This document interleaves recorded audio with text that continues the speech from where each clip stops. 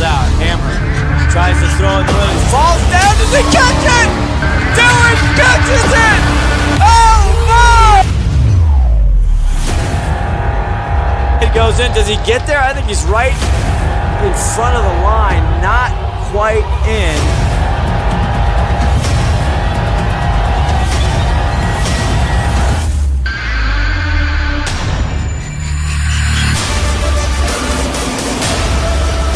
Got it, takes the hand off, now rolls to the right, still rolling, still being chased, now heads upfield, goes around him, man, at the 40, down to 35, heads infield at the 30, now he's down to the 20, you gotta be kidding me, he's down to the 15, almost down, he's to the 10-yard line.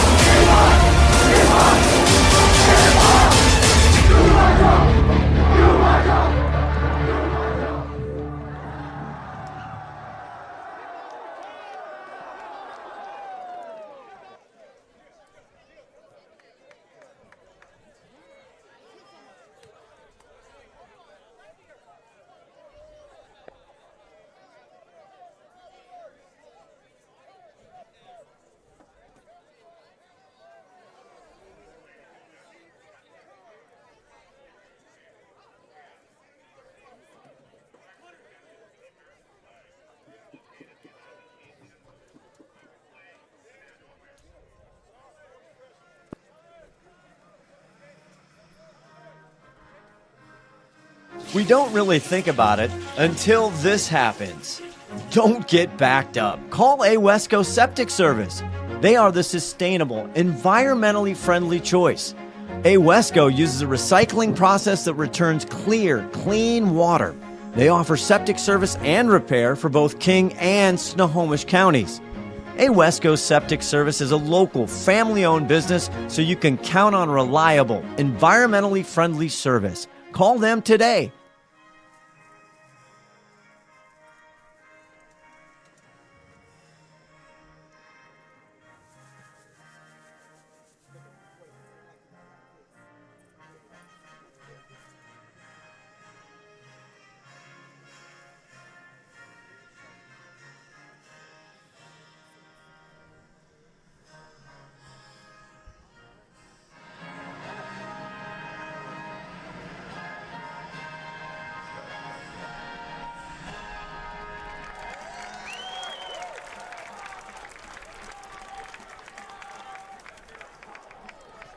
Welcome to West Seattle Stadium on a gorgeous Friday night in September for a Metro Mountain matchup. It is the Seattle Prep Panthers and the O'Dea Fighting Irish. Scott Oshman alongside Tim Boyle, Rich Bardew, Ron Henthorn live here, and we've got a big one. Seattle Prep coming in 2-0, Tim Boyle, against the Fighting Irish, 1-1. That first week loss against Graham Kapowson. They came back last week against Garfield to get the win. It's a Metro matchup, Tim Boyle. It is. Now keep in mind, O'Dea 1-1. They could easily be 2-0. That, you know, they're playing Graham Kapowson, like the number 1 4A team. Them and Lake Stevens. That game could have gone either way. It was 40-38. You know, they play that game 10 times. You know, it probably goes 5-5. You know, Monty Kohler now with the most winningest coach in the history of the state of Washington, Rich Bardew, as we get ready for kickoff here. O'Dea, they just pound. Prep won the toss, they deferred. So what are we going to see here with O'Dea on offense first, Rich? Yeah, Scott, they run a lot of 21 personnel, trying to pound the ball, run the ball, ground attack kind of most of the game. So they're definitely going to establish the line of scrimmage up front and try to control the clock, and that's what's brought them success over the years. Obviously a perennial state power here, so they're not going to change their formula. That's what's working. and Rich, they got a freshman quarterback they're starting tonight. You're going to see him running the ball a lot, but as Scott was saying earlier, they've never started a freshman quarterback. Yeah, this is big news as we get kickoff here. Keaton Osaran kicks it off, and to return is number 4. That's Ja'Shawn Wilson. He's taking it up the left side. He's taken down relatively quickly here. Big tackle. And at West Seattle here, this is an old school. Forgive us here. The sidelines and the yardage lines are tough to get. They're not marked on the Yeah, no scoreboard. We have no scoreboard. Like. We got no power. This is no internet. It's a backyard brawl here. I feel like we went back to like 1944. It's unbelievable. I just hope the guy under the stadium can keep pedaling that bike, giving us power. It's squirrels. I just found out that the refs are going to give the teams about every 3 or 4 minutes what the time is. So here he is, Elias Moy, the quarterback. He fumbles on the first play, and it's recovered by Prep. Whoa. And it looks like 44 for Seattle Prep. Miller Kavanaugh pounces on it, and what a turnover. Yeah, right out of the gate, you get a bad exchange between the center and the quarterback, and boom, just like that, Seattle Prep gets a huge turnover early in the game. So a big momentum swing for them. Let's see what they can do with the football here. And they're getting good yardage here. Prep coming off the big win over Roosevelt 44-6. Earlier they won against Snohomish Panthers 21-14. That was a tight game that could have gone either way too. Couple breaks go Seattle Prep's way in that game. So but this is a big break for Seattle Prep here. Huge. Yeah, this is their great quarterback, number 4 in blue, Leo Harnito, right there.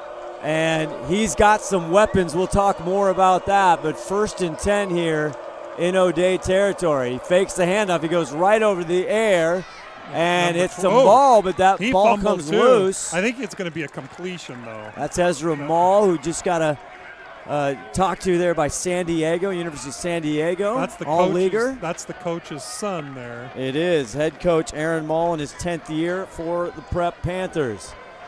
2nd down. We do have no scoreboard here, so bear with me here. 2nd and around 5.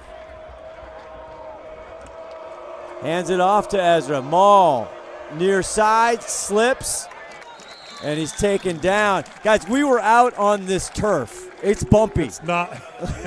Yeah, it's a natural grass, obviously. Yes. Turf, you can interpret turf 2 different ways That's nowadays. true. But it is natural grass, and it's not exactly perfect.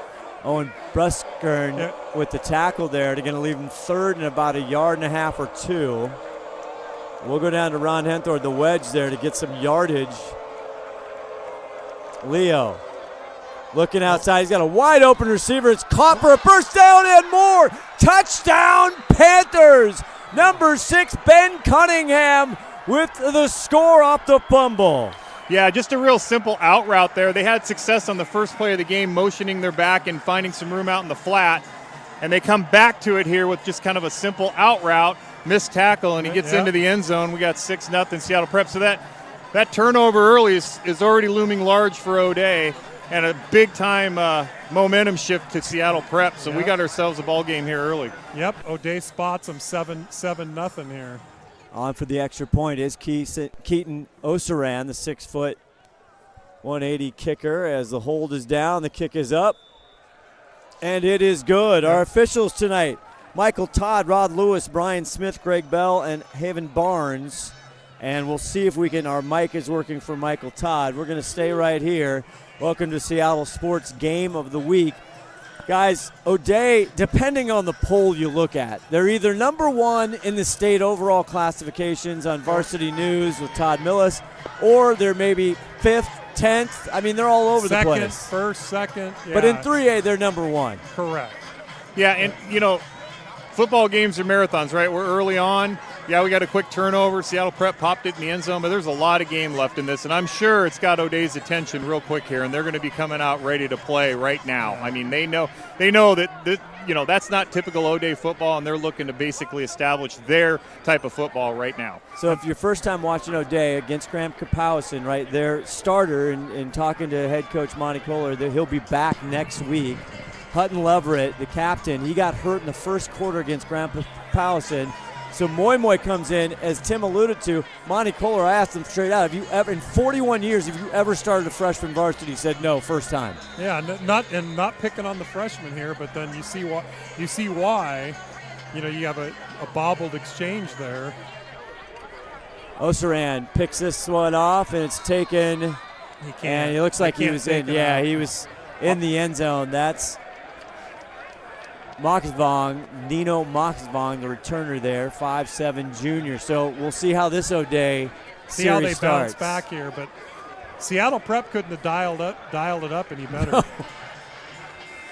Rich was down talking to head coach Aaron Mall about defenses, offenses, all the schemes, all that out the window, Rich. Yeah, you gotta execute. You can have all the stuff on the chalkboard that you wanna do, but if you don't execute, it's not going to work out too well for you. So we'll see what they can do here with their second possession.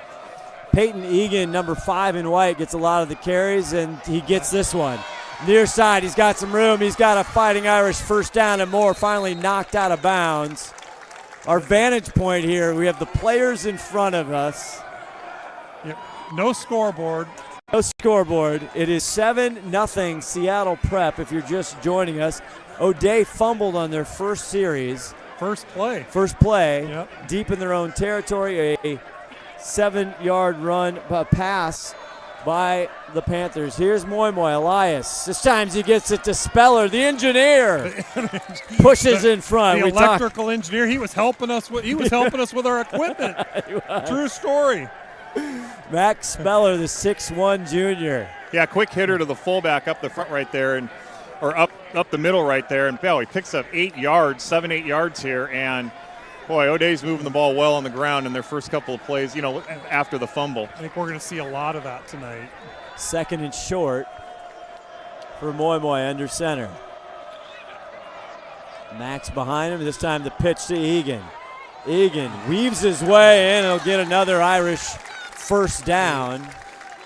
Nothing fancy. I mean, O'Day's just running zone blocking scheme up front, and they're running outside zone, inside zone, and moving the ball in chunks right now.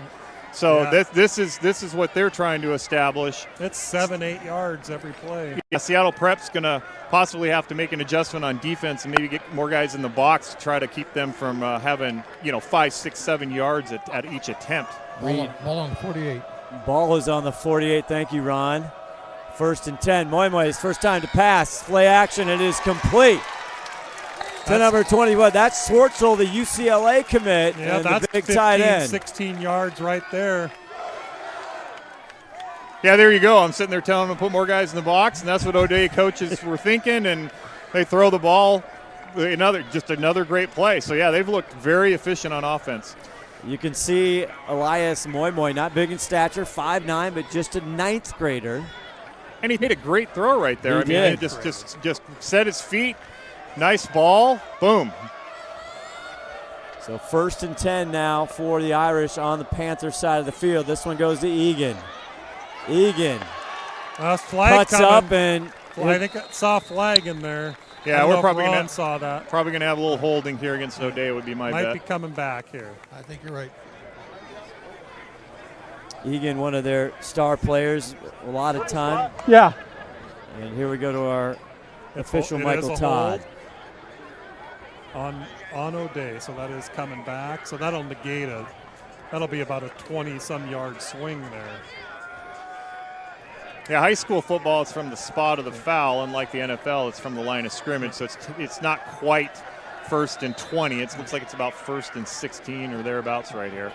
So it's a downfield hold.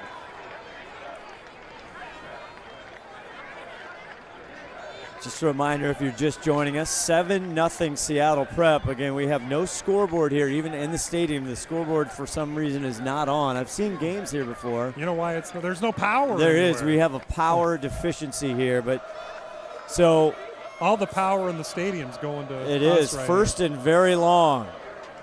Elias hands it off. A nice run on the near side, and that's Ja'Shawn Wilson. They're He's do right everything. Right by the first down marker there. And it's going to say second down. Second and short. You got to have some speed to hit that edge like that. Holding call, first and 16, no problem. We're going to go ahead and pick up about 14 of it. So here we are, second and 2. They're really staying ahead of the sticks. Look good, look efficient. After that fumble, they've looked very efficient on offense. Wilson with Speller in the backfield here for Moy. This time, there's the engineer. Speller, the engineer, and he engineers his way down to another O'Day first down. They are chunking yards and eating clock. Man, you got that uniform on, number 44, thinking John Riggins right there, man, up the middle. I mean, look at him. Yeah, that guy, he's going to be helping us out at halftime with some of the equipment. Well, was John Riggins, did he become an engineer too? I He can't might remember. have. I know he won a couple Super Bowls, though. He had to do something afterwards. 1st and 10 here for O'Day. Elias under center. Oh, Fumble again. Speller time. picks it up this time, and big 98. We talked about him. Sam Davidson, the Nevada commit, 6'6", 265, takes him down quickly for a loss. Good heads-up play by Speller to get that ball. There's 98, the big fella going to Nevada, the Wolf Pack. Yeah, really going to need to. The quarterback might be basically when you have exchange problems like that. A lot of times he's kind of getting out of it before he's making sure that the ball's in his hands. So he's just got to take a half a second, a little bit longer to get it. Might be nerves. He's young. Yeah. I'm sure they'll get it worked out. They're a well-coached team, but yeah, you don't want to keep putting the ball on the ground. That's going to make this a long game for O'Day's offense. Somewhere Get around that ball first. 2nd and 14. This time he goes over to Bancaro, and Bancaro can't hold on. And to see if it's a live ball. That's Leo Bancaro. That was close to being a lateral. That was the younger Prep brother. thought it was. Yeah, Paulo Bancaro. Leo committing to Eastern Washington.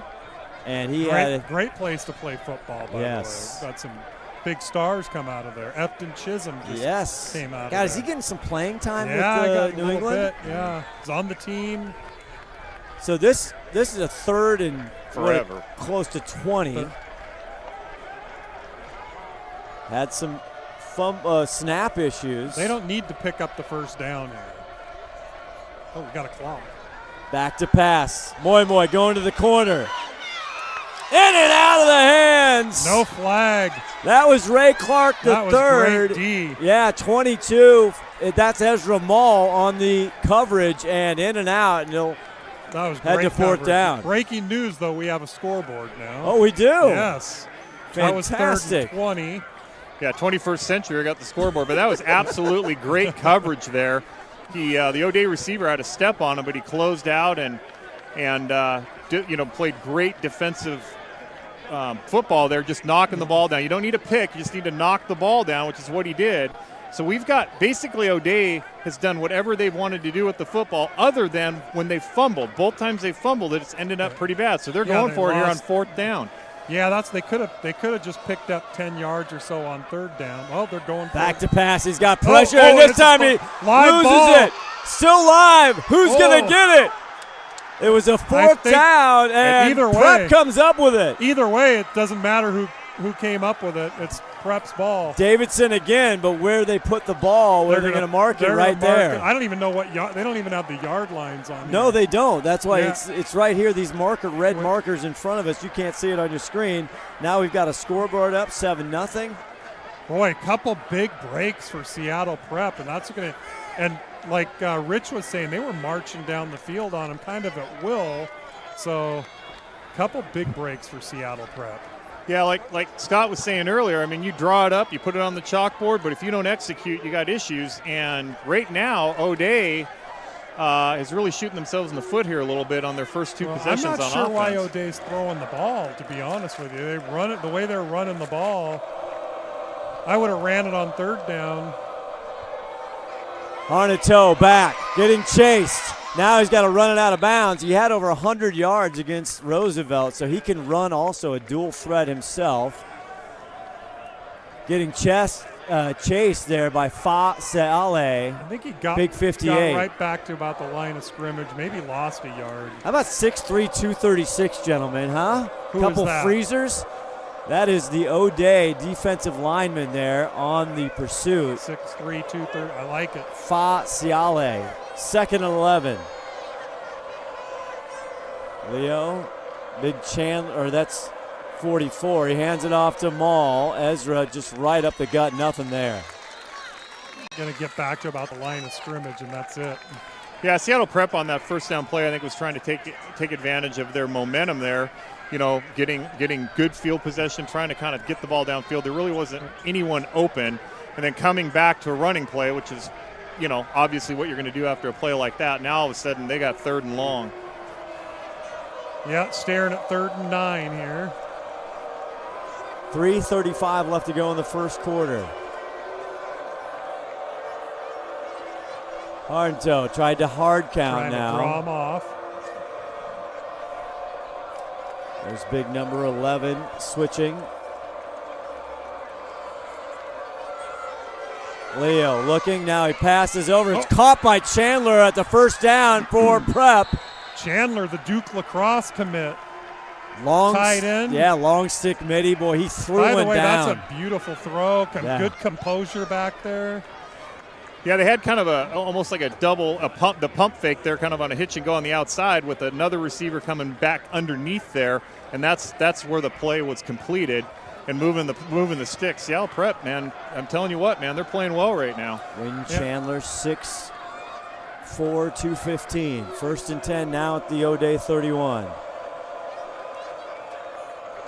Maul, Ezra, left side. There's a flag. Probably came out of the back. Came out.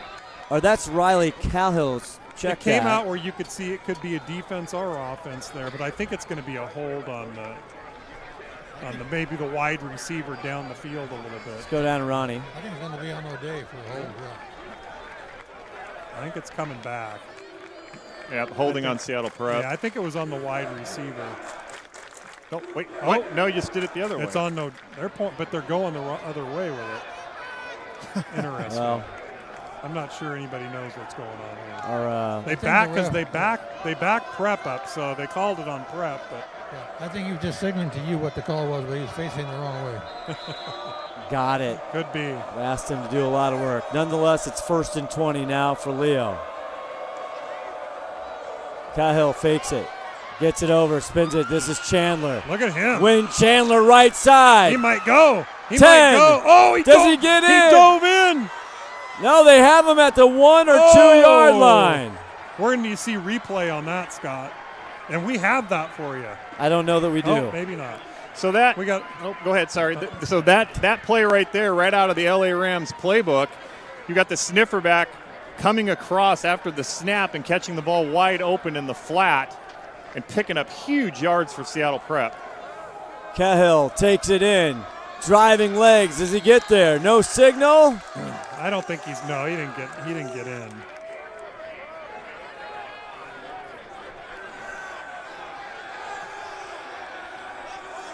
That's crazy how much you're seeing that offense make its way to the high school from the NFL level, but that sniffer back can seal on backside zone, and then like that they can sneak out, and it's hard for defenses to pick them up because they're running behind the line. Leo with the hard count. I don't Now know that he I'd looks want back to be over. called a sniffer back. Got to sniff them out on defense. 2nd and goal on the 1. Fakes the handoff. Now he flips it over, and it was tipped at the line. Oh, had that not been tipped, I think that's 6 points right there. Trying to get to Chandler, the tight end. He's kind of in Duke colors already. Yeah. He's ready to go. He is. If you're not familiar with lacrosse, a long stick midi, so he's the defender, the big long pole. And in the state championship, which Prep won 7-5, he had a goal from about 30 yards out. 3rd goal, 1:56 left to go here in the first quarter. Rolling to the near side. Oh, he's keeping it. He's in. And he's in for the touchdown. My. Leo Wow. Hartnett. And O'Day goes down quick by 2 touchdowns. Unbelievable. Boy, what are they going to do to answer for that? I think I'd keep running the ball if I'm O'Day. Yeah, I'll tell you. I mean, just a rollout, no one open. He just stuck his foot in the ground and got into the end zone. And here we are, O'Day looking to be down, like you said, 14-0 here with 1:51 left in the first quarter. I'm not sure anybody expected that. No, Seattle Prep showed up ready to play, man. Keaton Usseran up for the extra point, and it is up, and it is good. And with 1:51 left, it's the home team right here, Seattle Prep Panthers. They're up 14-0 over O'Day. Years ago. Today, we still believe you should get more from less. Like more hustle, less hassle. More of the best service around, less of the runaround. Because we include America's best tire warranty in every tire we sell. So you get more unbeatable warranty, less charging you extra. It's why we're more than proud to say it's hard to deal with. you get at the high more school level. from less. And obviously, I mean, he picked up And what, Stacy. 30 There is always fire. Wyman and Bob. Phenomenal. Stream the local sports leader live on YouTube. Seattle Sports.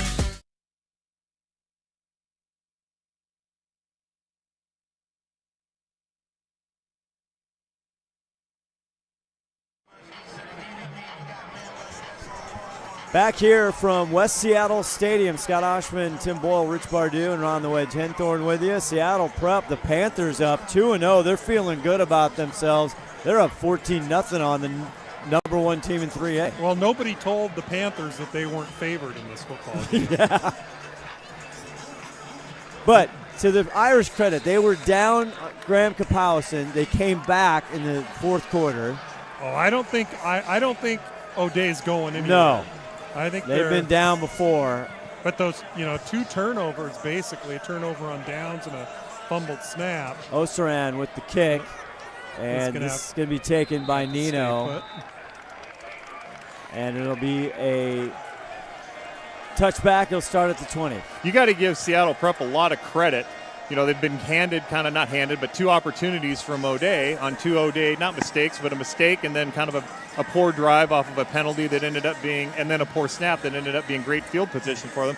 But they've executed and taken full advantage of that. So hats off to them. I mean, that's what you want to do. When another team makes a mistake, you want to capitalize on it, and they've done that. Well, and I think Seattle Prep will need to capitalize on all these. If they want to win this game, I think they're going to have to capitalize on every mistake. I agree. And so far, so good. Like they're 100% on capital. Yeah, they're 2-0 on it. There they go. 1st and 10 from their own 20. The freshman, Elias Moy hands it off to Egan, and Peyton Egan is dropped after a gain of a few. The other thing is football's a very emotional game. You get up 14-0 on somebody, and now all of a sudden Seattle Prep's got they got some life in them. Yeah, sure. and right there, I mean, first down, they're going back to the running game zone up the middle, and Seattle Prep stuffs them for only a couple-yard gain. That's one of the better defensive plays that Seattle Prep has done against O'Day on the running game. Well, you got him believing. 2nd and 7. Moyman going to pass, almost intercepted. I thought that could have been picked. Well, number 23 closed on him right there, and that was a good defensive play. Got his hand on the ball. Trying to go to do. Yeah, Maliatufa, Saya. Maliatufa was the intended receiver. Good job there. 23, Jack Muska, which again is also one of their premier lacrosse players. Yeah, he really jumped that route, and you're right. He was very close to getting a pick six there. That was very, very close to being that. We talked to head coach Monty Kohler, the legend, and you asked him about the offense, and he said this freshman, because we're keeping things simple. We're going to try and keep things simple. Hasn't been simple too far. Moy gets it. Egan on the near side here. I think he's going to get a first down and more, but now there is extracurricular here on the O'Day sideline. No flags. Kind of borderline there. Junior Henry Pitts with the tackle out of bounds, but it's an O'Day first down. Yeah, they had him kind of stopped short of the first down there, but he squirted loose and then, ramped down the sidelines a little bit more and picked up the first down. So, yeah, they good job on O'Day converting on 3rd and long on the ground. Ben Caro on the near side here on the bottom of your screen. Moy fakes it now. Speller, the engineer, just absolutely put it in 4-wheel drive and got over a couple kids. Those quick hitters up the middle like that to the fullback are so fast, and they can be very difficult to deal with, especially when you got good blocking up front. So great play. Well, and O'Day's running game has been very strong so far. I'm actually kind of surprised they're passing as much as they are. Yeah, I mean, I've only seen Seattle Prep really stuff them once in the running game, and that was the first down on this drive. Yeah. Other than that, they've been picking up good yardage pretty much every time they've handed the ball off or ran the ball. 2nd and short. Elias fakes it now to the near side rolling. He's going to look for it. He's going to get a first down, but he's going to get popped by number 19, Charlie Watula. He gets just enough. moving the chains. Yeah, they ran that play earlier today, or earlier in the game, and had good success. I think about 16 yards on the throw. That time, Seattle Prep had the receiver covered very, very well. So good decision by O'Day's quarterback there to just keep it and pick up the first down. That's going to be the end of the first quarter here. We got lights on, we got power on, we got a game. 14-0 Prep. Second quarter coming up.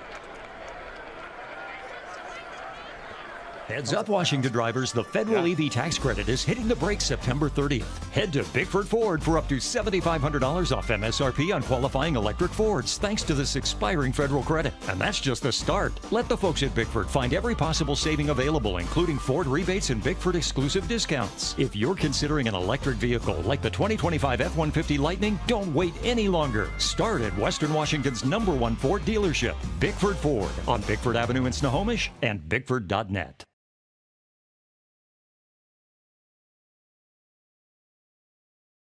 We don't really think about it until this happens. Don't get backed up. Call AWESCO Septic Service. They are the sustainable, environmentally friendly choice. AWESCO uses a recycling process that returns clear, clean water. They offer septic service and repair for both King and Snohomish counties. AWESCO Septic Service is a local, family-owned business, so you can count on reliable, environmentally friendly service. Call them today.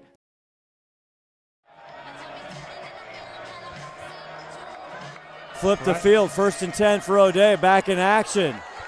Wilson, near side.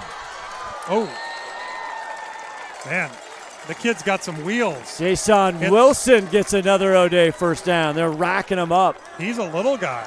He is. A little speedster. 5'6", 165, just a sophomore. Quick little guy.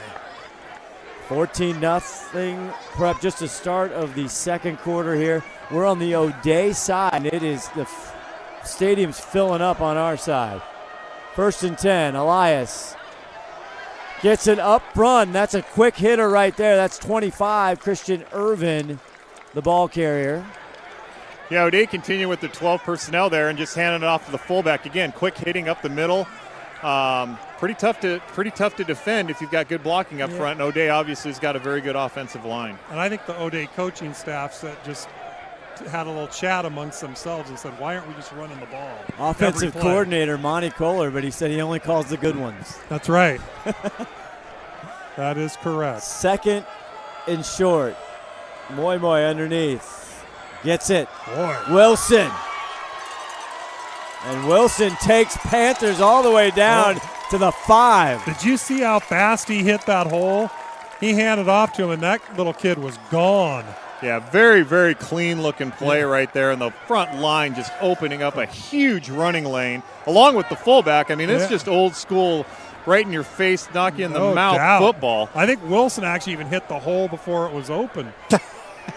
1st and goal. Hard to do, but yes. As we have here, you see, not sure what the delay is. Ball at the, looks like the 9, Ron.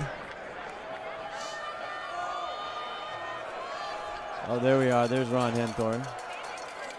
1st and goal. Moy fakes the pitch, rolls far side. He's got a wide open touchdown as he is. Oh, no, he didn't just make it. Short. I was with you. I thought for sure he was going to be in. Yeah. Evan Prokop, the receiver there, great job. And 22, that's Ezra Mall who saved the touchdown. Yeah, great play design there. Basically, it's just a fake pitch that they've been gashing Seattle Prep with on the ground. Fake pitch, throw it back out with the tight end coming across out in the flat. Just a great tackle by the Seattle Prep defender to keep him out of the end zone. Moy does the work himself. Is he in? He is. Yes. Touchdown, O'Day. Okay, O'Day's back in it. Yeah, and it was the running game. Yeah, they really needed to put a drive together right there and did.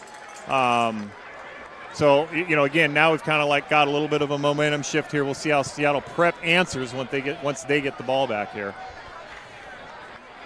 On for the try, number 98, Alec Petrosic, 5'10", sophomore on. Hold is up. The kick is up. Flag. There's a flag. Could be might have jumped.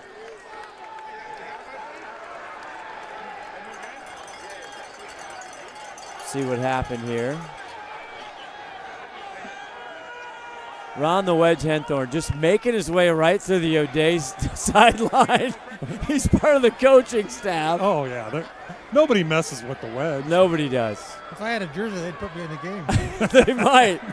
He's a wide receiver. He is a Cyclone, though. Former Iowa D1 State wide Cyclone. receiver. Colors are right for Iowa State. He's ready to go. That's right. And I know what play he would call. What would he call? He'd call a slant play right down the middle. Call the touchdown play to me. Yes. He's always open as the Wedge. Ronnie was 6'8" back in the day. He was. He's taller than Brady. 340 pounds, too. 340, 6'8", 340, tight end. Actually, he played with Brady in his rookie year. He might have. His great-grandfather. As our head referees now, they're talking to head coach Monty Kohler here on our sideline, Michael Todd. And his mic is going in and out. We apologize for that. I think it's something that they're declining. Or maybe not. I don't know what's going on. We got a lot of paperwork. I think it was on Seattle Prep because they moved it. Now they might be going for 2. 9:43 left to go Let's here in the see what they second got quarter. Well, they still got the. No, Moy's out. Well, no, they wouldn't be going back. They have to be going for 2. They would no reason to re-kick the extra point. Yeah, they are going for 2. Michael Lazo, the running back. Oh, he fumbled the snap. Fumbled the snap. He calls on it. Let's see what happened. I think they should have kept the point on the board. I agree. Yeah. I don't understand. Yeah. I don't really quite understand going for 2 there this early in the game. You had the extra point. Yeah, yes. So now it's no 2-point convert. Now that point, those points, they hurt you. If you're new to STSPN and Seattle Sports here, what Tim and I have been saying for years, never chase the points. Well, they weren't even chasing Early the in the point. game. They're like they had the point on the board. Yeah. Well, now it forces them to go for 2. If they score again, let's say they get a stop here and pop it in the end zone, then they're going to have to go for 2 the next time to tie it up. I don't understand that early on. I understand it was a penalty against Seattle Prep, got the ball close there, but we still have exchange problems Yeah, I for was just going O'Day. to say, and that was the problem, Rich, that exchange problem. We're going to go to break. Seattle Sports on all your streaming platforms. Subscribe now for inside info on the Mariners and Seahawks. Brock and Salk, Bump and Stacy, Wyman and Bob. Just subscribe. Stream the local sports leader live on YouTube. Seattle Sports. Back here, these guys complaining I'm cutting him off. Our executive producer, 5-tool player who went above and beyond in this setting, Todd Elvig. Big shout out to him and everybody in the crew getting this machine up. The STSPN bus, boy. Todd's been trying for the title of 6-tool player. And you know what? He might have earned it tonight. We've been on the fence on that for a while. You should have seen him down behind the stadium motivating that bike rider to get going, to get his power, man. He was down there like, Lex, I need you. I need you. It has been rubber bands and everything else down here. Anakinski is the kickoff specialist, the 6'2 sophomore for O'Day. Now Beckett Archer 2 in blue is there to return. If he As can. this one, and there he is. He gets it. He's inside, just at the 1 or 2. Oh! First time seeing him, and just whipped out of bounds by Big 17, Evan Prokop. I think that was 16. Tim, we were talking Right. about going for 2 there when we went to break, but, the other thing that does is it was going to give you a ton of momentum if you're O'Day, and it mutes that a little bit. You know what I mean? And hands a little bit back to Seattle Prep. So It's not just about the points on the board, but it's also about a little bit of that momentum. So it'll be interesting to see what Seattle Prep does here and see if O'Day stiffens on the defensive side. Agree. Harnito, the quarterback, 4 in blue. 1st and 10 from their own 18. As they pause and look over. Cahill in the backfield. And they get it to Cahill on the far side. He's maybe gets a yard or so. Big number 17 once again there, Evan Prokop to take him down. This will be interesting. This is the first time Seattle Preps had to go all the way. They've got the luxury of some really good field position the last 2 possessions. 9:31 left in the first half. Cahill, but up behind Leo. We haven't really seen too many pass attempts. Long range, stretching the field. Is it caught? What do they say? Are they going to say it's a catch? They are. Wow. Wynn Chandler tiptoes and brings it down. Yeah, that was a great catch with, again, O'Day's corner was almost jumping the route to try to pick it. It was actually defended pretty well. Yeah. But when you're 6'4" and he looks like a D1 athlete. He does. He was all of that on the lacrosse field as well. He hasn't been playing football that long. Talking to athletic director Sam Reed, talking about him. Apparently he can dunk the basketball as well. Standing there's flat great crowd shot here, the O'Day crowd. 3rd and 4 now on their own 29-yard line. Oh, we're going to see a timeout here. And Coach Mall going to take a timeout. See if we're going to stay or we're going to go here. 7-point ball game here with 8:47. 8 point. Actually, they missed that extra point. Yes, 8 point. Thank you. May cost them later. We'll see. All right, we'll be back right after this.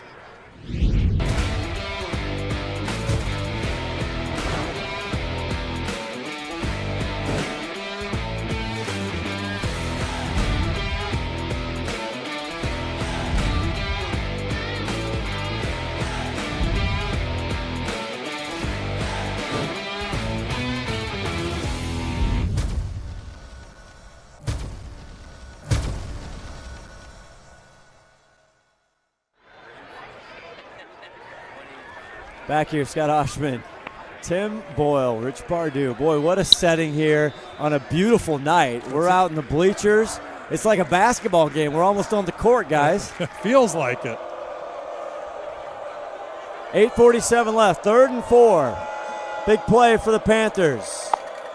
Harnato looks to swing it. Now he goes center screen. It's over the head, trying to go to Ezra Mall. Incomplete, and he'll set up a 4th down. Overthrew him. Yeah, it was there. He just unfortunately overthrew the back there, but that play was there. And Seattle Prep's running a lot of check with me kind of to the sideline to get the play what they want to run based on what they're seeing O'Day line up on the defensive side. So that's why they called the timeout there. Didn't like what they saw, called it, and actually had a good play call there, but it just didn't work out for him. So here we go. There you go. Back to your point too, Tim, that, didn't have great field position on this particular possession and ending up punting the ball. Osaran back to punt.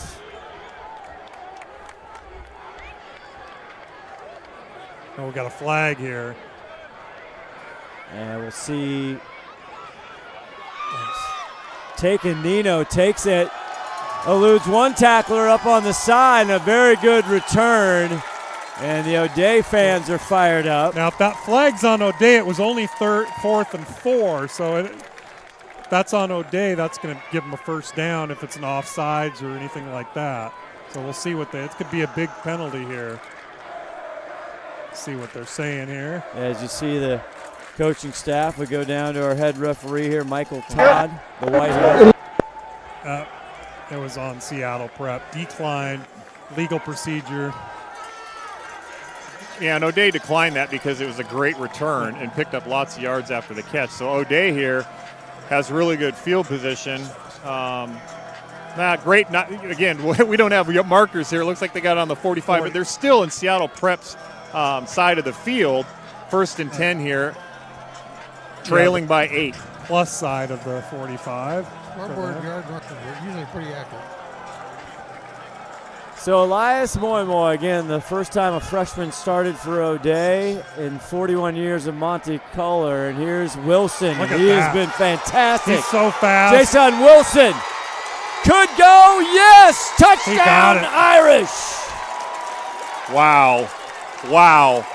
That kid is incredibly fast. It's not like they didn't have edge containment. He just outruns it's like Bo Jackson back in the 80s.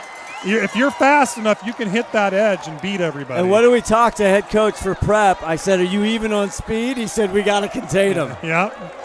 And it's not really that they didn't contain him, but, when you're that fast, even if the guy's got the angle on you, he's just gone. And just a sophomore, Jay Sean Wilson, electric from 45 yards, and they'll see if they're going to put in Moy here. I think now they're going to go tie it up. Yeah, up. they want to go for. They're chasing that extra point now. But I got a feeling that kid's the fastest kid on this whole field. I believe he's back in again along with Spiller, the engineer. Spiller now they change up into shotgun. Moy right. Throws it. Caught. Is that Ben Caro? You got it. Yes, it is. Leo Boncaro with the 2-point conversion, and we're tied. Yeah, they actually had two guys open there in the end zone and made a great throw, convert the 2-point conversion, and take away the, kind of the missed 1-point conversion before, and then go the missed 2-point conversion. So boom, 14-14. And just like that, it's a new ball game. 8:20 left to go. Now that momentum's kind of shifted. Yep, 100%. See the O'Day sideline here. Talking to Monty Kohler now. It's coach speak before the game. Good all the crowd people behind us is you don't want to sit behind us because we're our vantage point. We got to stand. Yeah, the worst seats in the house are right behind us. We do. So Monty Kohler, the legendary head coach, the winningest coach in the state of Washington, we go down the sideline. The coaches are great. Oh, I don't know. We're going to have a tough game tonight. Well, he's in a tough game.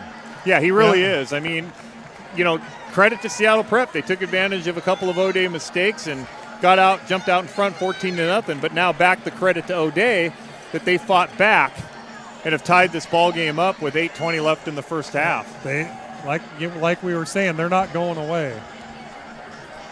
We're checking the Mariners score like you probably are at home, back 4-0. And they're playing the Astros, the cheating Astros. You're listening probably on Seattle Sports.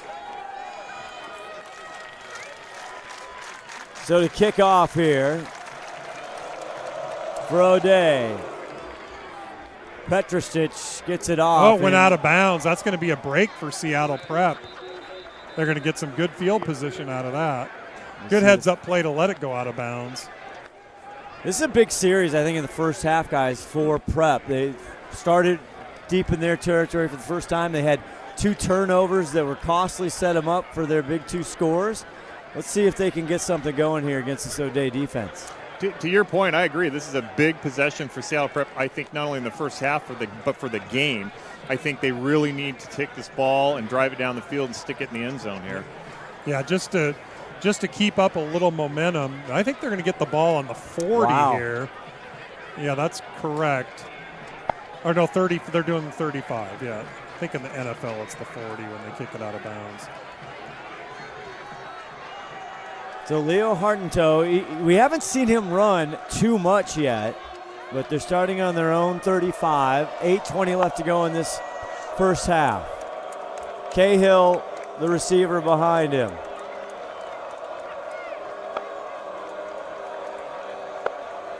Leo looking to the far side, throws it. It's caught by Chandler, and he's immediately taken down.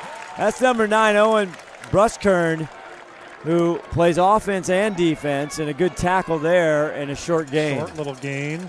Yeah, a little quick 5-yard out there, and they've ran that a lot, and O'Day has jumped those routes so far today. They didn't on that one, but pretty good pitch and catch there for a nice little pickup. So leaves them. No, they didn't pick up anything. Yeah, they looked like it almost a loss there. So 2nd and 11. It was a 1-yard loss. And the handoff and nothing there. And O'Day, the defensive line starting to stiffening up. I think when you got Chandler, that 6'4" D1 player, I think you got to throw it up a little high for him. Let him go up and get that thing. Collier Banks, big number 56, 5'9", 282. 3rd and long now there on the D line, and they're missing a couple of their key players for O'Day. Leo now gets it back to pass. Steps up. Oh. Leo. Look at on that. His way. First down and more. Weaves is into O'Day territory. We got a flag at the end. It was kind of a late flag. So a lot of times that's a little extracurricular flag. You know, somebody did something a little late. Hopefully that doesn't wipe out a terrible. great pickup. Yeah. I mean, that was a great decision. O'Day put immediate pressure on him, and he just basically said, boy, here's a gap I'm taking off, and picked up a huge gain. Yeah, and Scott, just a minute ago you said you hadn't seen him run much. Well, now you have. Well, we saw this on tape. He had over 100 versus Roosevelt. We saw him run the ball a little bit against Snohomish. So you know he has some wheels. Whatever the penalty was, they declined it because they didn't move the ball at all. So now we're 1st and 10. Now they're on O'Day's side of the field. That was a big run. He does have some wheels for sure. Now on the O'Day 35. He's got pressure. Gets it up. Oh, I think that's good. Ooh, that looked like he got there a little early. Chandler's petitioning for a flag. Trying to go to Chandler. Jure Oliver on the coverage there, and that was bang, bang. A little bit early, I thought, on that. But Chandler obviously was searching for the flag, but nothing doing there. I don't know if, Ronnie, you had a good vantage point there. Do you think he was a little early? I would have called the flag where I'm standing. The wide receiver and Ron Henthorn. He's always called flag, but I agree with him on this one. It's always pass interference for the wedge. Not always, but sometimes. All right, so 2nd and 10. Now, it was the 43, not the 35 of O'Day. Handoff up the middle, Cahill. Okay, got some yards. He got a few. Yeah, a little draw play there by Seattle Prep. And that play before, the quarterback did a great job. I mean, O'Day's putting enormous pressure on Seattle Prep's passing game pretty much every time he drops back to pass. So that was a good job getting rid of the ball, and it was very close to a big completion. He was very composed with all that pressure. Yeah, he was. Totally agree. 3rd and 6, under 6 to go here in the first half.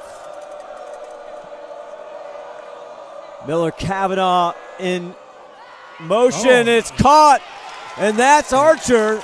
He's going to be about a yard or so short. But that's good. You get now they can, they're good enough field position where they can go for it on 4th. Man, he is a junior on the tackle there, and so we'll see what Panthers are going to go for it here. 4th and 2, 5:32 left to go in the second quarter. Cahill behind him, 25 in blue. Trying to draw him off sides here with the hard count. Oh, now they're going to switch up some personnel here. Travis Cole, the offensive coordinator for the Seattle Panthers. Now empty. Leo. Quick pass. It's caught. Oh, and he shakes it. Cunningham gets loose in a big Panther first down. Why run the ball on 4th and 2nd when you can throw it? I mean, what a great play call right there. A gutsy play. Yeah, and again, you're seeing kind of a check with me play sequence by Seattle Prep. They're running over. They're looking how O'Day's lining up and basically saying, all right, this is what we're going to run. And in that situation, O'Day was giving them obviously a little bit better passing opportunity than running opportunity. Yep, you're right. And they changed it up at the last second. All tied up here, 4:33 left to go. Now 1st and 10 on the Irish 21-yard line.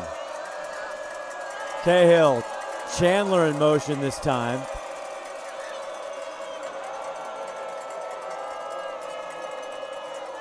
Harnito.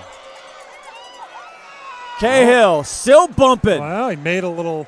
And he gets through, yes. Should have been like a couple yard loss. He ends up getting 3 or 4.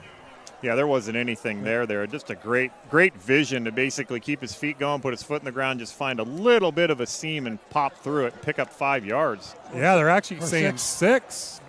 Yeah. Cahill, 11 carries, 39 yards, and a TD against Roosevelt last week in their win. 2nd and 4.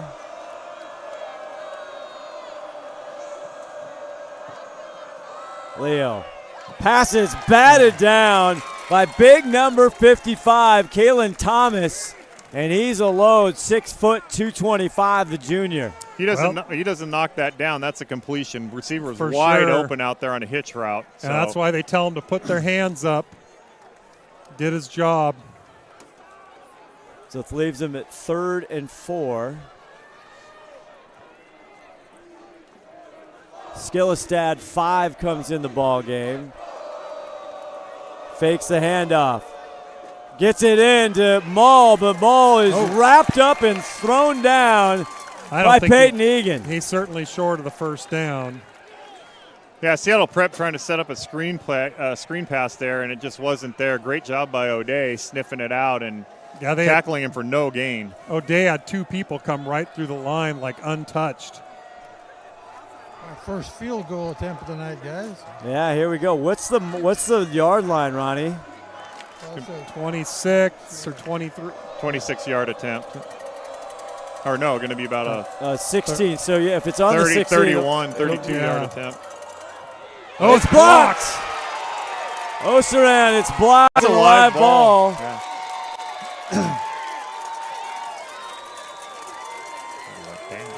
Hindsight, they should have gone for it. Very hard to see from our vantage point, but a long drive. That was an 8-play drive, and it comes up with nothing, and we're still tied. Yeah, they were chewing them up a little bit. But good defense there by the Irish late in that series to turn them over. That was the longest drive I think Seattle Prep's had of the game. The other ones, they had great field position and popped it in quick. So they've got to feel pretty good about themselves there. But very disappointed they didn't come away with any points whatsoever. You get it down to the 16-yard line. You want to, after that type of drive, you want to come away with at least something. So 1st and 10 now, deep in their territory, their own 18. Elias Moy, the freshman, they've had some issues with the transfer. He gets that one cleanly, and he gets the handoff and still on his feet, finally taken down. And that's Egan. Peyton the junior getting a lot of the workload in just 3 weeks. Yeah, nothing fancy there, just knocking it up the middle there, picking up 6. So they continue. I mean, that's 6 yards on first down on the ground. There's nothing wrong with that. They'll take that all day. Yeah, every day. 2nd down, they pitch it. Egan has some room. Right side, and he's bashed out of bounds, and he goes head-on collision there with Cahill. But a big pickup for the Irish. Yeah, they're hitting that corner, and they're able to pick up a lot of yards hitting that corner. Yeah, O'Day's having a lot of success with that pitch to the outside, both directions, right and left, which means they've got strength in their line either direction. But, yeah, great-looking play. 1st and 10, now at their own 40. Oh, and there's illegal procedure. That's going to be on our engineer, Speller. Max went a little early. The Irish coming off, they're the defending 3A state champions. They beat Bellevue 38-15 in Husky Stadium. They've been to the state title 10 times. It seems like every year they're either winning it or they're in it, one or the other. Very impressive record they've got. Pick up the laundry here and move them back. It's about the only thing Seattle Prep's been able to do to stop them is a penalty. Moy gives it to the first back through, and that's one of the fullbacks on their roster, Owen Bruskern. They have 3 or 4. Everybody's a fullback if you play for O'Day. Apparently so, except for number 4.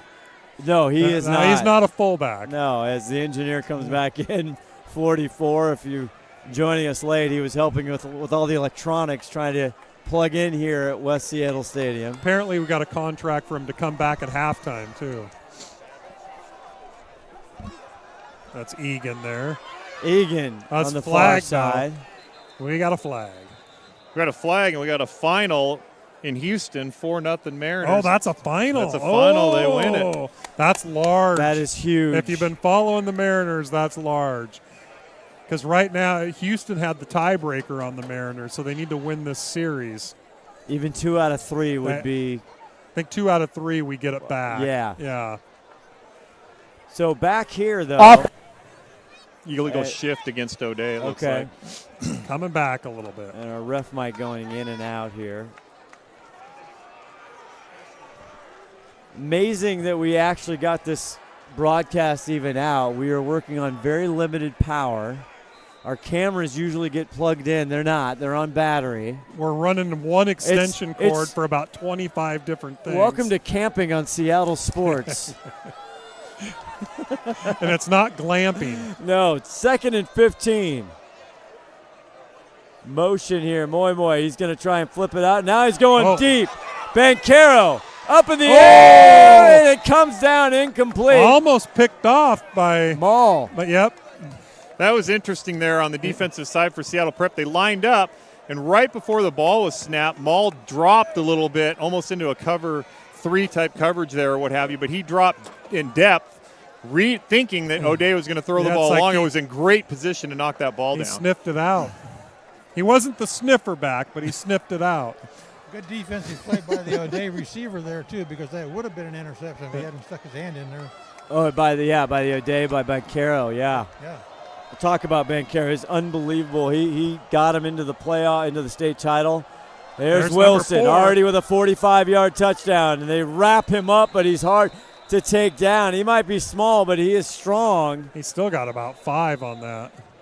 Yeah, but it brings up a 4th down and long, and Seattle Prep, I think, used one of their timeouts right here to try to preserve some time on the clock and possibly get some points on the board before halftime. Yeah, 1:07 left to go in the first half. So it'll be interesting to see if O'Day actually goes for it here, because it's a little bit risky. You call timeout, gives them a chance to talk about it.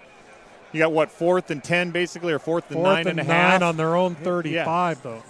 Yeah. We'll talk. You guys get to talk more in just in a second. We got to take a break. Heads up, Washington drivers, the federal EV tax credit is hitting the brakes September 30th. Head to Bickford Ford for up to $7,500 off MSRP on qualifying electric Fords, thanks to this expiring federal credit. And that's just the start. Let the folks at Bickford find every possible saving available, including Ford rebates and Bickford exclusive discounts. If you're considering an electric vehicle like the 2025 F-150 Lightning, don't wait any longer. Start at Western Washington's #1 Ford dealership, Bickford Ford, on Bickford Avenue in Snohomish and Bickford.net. Back here, they are going to punt. Leo Banchero, the punter. And looks like Maul is there to return it. He calls for a fair catch. Probably a good choice. Yeah, outside the 20, around the 21. So good stop by the Panther defense. Yeah, and they got 1:06 to. It's funny, only 1 second went off the clock. That's odd, but yeah. We're just happy we have a scoreboard. Yeah. Did we lose power when that second was ticking up? Maybe it should have been 3, a little temporary power loss. If you see the lights flickering at home, ladies and gentlemen, on your screen, you might have to go look at one of these apartments, see if we can tether in. So Seattle Prep's got 1 minute to go. You think they're going to be interesting to see what kind of plays they run? Do they we try talked and earlier, go for again, it if the quarterback has time, I sent 11 Chandler down, and the big 6'4" kid, let him have a chance. Throw something up in the air for him. Or they haven't gone long to Beckett Archer, also he the speedster, the senior, the Princeton lacrosse commit.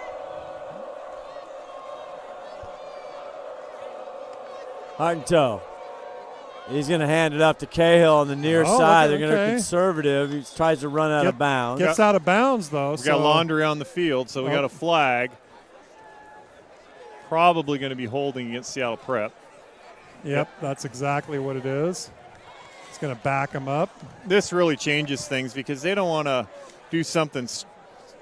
Yeah, they don't want to do something bad here going into halftime with the ball deep. Yeah. In their own side of the field, so they might be conservative here and now try to just get into halftime and be happy with a 14-14 tie. Usually, what you do on first down kind of determines whether you're going to actually go for it or not. And now that first down didn't work out so well for them. Well, Memorial Stadium downtown, normally where these two play, is being redone, which is going to be fantastic. They share this field. So tonight, Prep is the home team, as you see on your screen.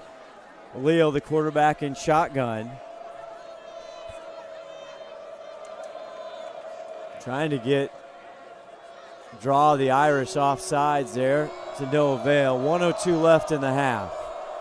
1st and 20. Keep in mind here, too, guys, that O'Day has 3 timeouts left. Good point.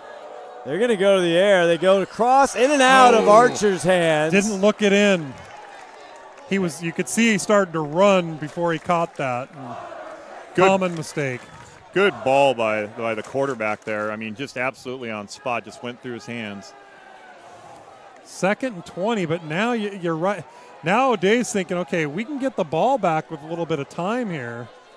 And that's the risk of throwing the ball there. I mean, now all of a sudden they got 3 timeouts left, and you got basically 3 downs, right? Yeah, and you got 20 yards for a first. Arnautow back, takes it. Now get it to Cahill. Cahill finds a little daylight, gets across the 25. As the clock is ticking, 48 seconds left, and now O'Day uses their timeout. Smart. Let's see who. Yep, that's O'Day's timeout. It was a nice little run, though. Yeah. Gave him a little room to work with. 3rd and 12, so he picked up 8. Yeah, and O'Day let about 3 or 4 extra seconds run off the clock there. Didn't call timeout like right away, like I was anticipating, but they did in fact call it. So O'Day, they share the stadium, as I was saying, guys. Prep tonight is the home team, but not to look too far ahead. They got to get through tonight. But next week, right here at West Seattle Stadium, O'Day becomes the home team, and they welcome in the Crusaders from Eastside Catholic. That is going to be the game of the week in the entire state of Washington. It is going to be a big one. Those two have gone back and forth. If you aren't familiar, the semifinal state game last year in Memorial Stadium, Eastside Catholic, they were up by 21 or something in the 4th quarter, and Leo Buncaro makes an unbelievable catch to get them back, and it was big play, and then O'Day comes back, wins it, then they go and beat Bellevue in the state title. Yeah, I mean, not only is that for the Metro Mountain, basically to get on top of the division, but that's more importantly for those 2 programs. They're looking at winning state, so it's about seeding. It's definitely playoff implications for sure. 3rd and 12 here with 52 ticks on the clock here to halftime. Now under center, Arnautow keeps it, loses it, falls down, and O'Day has it. Oh my! That's exactly what Seattle Prep could not afford to do, and what O'Day was looking for. And like I said, guys, I mean, deep in your own territory, you got to protect the football. Well, yeah, especially it going into just a few seconds left in the half. You don't want to give up something like that. Yeah, Amir Collier Banks, big 56, comes up with it. And with 47 seconds left, the O'Day Fighting Irish are in business. That young man is. That is a huge break. And fired up. Seattle Prep going toe-to-toe with them the whole time, and then that happens. Costly mistake. Here's Moy under center. Pitches it now to Wilson. Wilson finds a crease. There's a flag. Gets out of a tackle. I think it's going to be a hold over there on the far side. I think that's going to come back. Yeah, that's what we got, Tim, is holding against O'Day. But there you are. I mean, 2 turnovers not 2 turnovers, 1 turnover by O'Day, 1 turnover now by Seattle Prep. And O'Day just sitting there knocking on the doorstep here to get into the end zone before halftime and take the momentum and the lead into the locker room, which is a big deal in this tight game. 42 seconds left to go in the first half. 10 yards is a big break for Seattle Prep here. Ball now up to the 24-yard line. The 1st and 20. 38 seconds left. They switched the clock and took more off. And I think the O'Day coaches are questioning. As our white hat here, Michael Todd, it was 42, and now it's 38. Well, they got 2 timeouts still, too, so they could definitely keep the ball on the ground here and pound it down the field and try to get in the end zone on the ground. They don't necessarily have to throw it here with 2 timeouts. They got the speedster Wilson back in there. With Speller, and now watch the outside pitch to the left side. They've had a lot of success with that play, and they're on that would be going to the field side of the field, not the boundary side. So yeah, that's how Wilson scored on that last touchdown. Kind of hit that corner and he was gone. Yep, there's a lot of space out there, so wouldn't be surprised to see him go with that play right here again. You had an official timeout. I think they're arguing about the clock. Yeah, I think they are. I think they're going to end up putting a couple seconds back on. It was 42 seconds when they set the ball down. Before they set the ball down, then I looked over and it was 38. We're just happy we have a scoreboard. If you're just joining us, we had not much when we first started. Lights weren't on. We had scoreboard wasn't on. I thought they were going to light some candles. I thought so too. Everyone's got their phones out. They had to put up 4 fingers and 2 fingers, so guess what the time's 42. There we go, back to 42 seconds. All right, watch number 4 here. He's the danger for Seattle Prep. And now Mr. Todd is over talking to head coach of the Panthers, Aaron Mall, in his 10th year.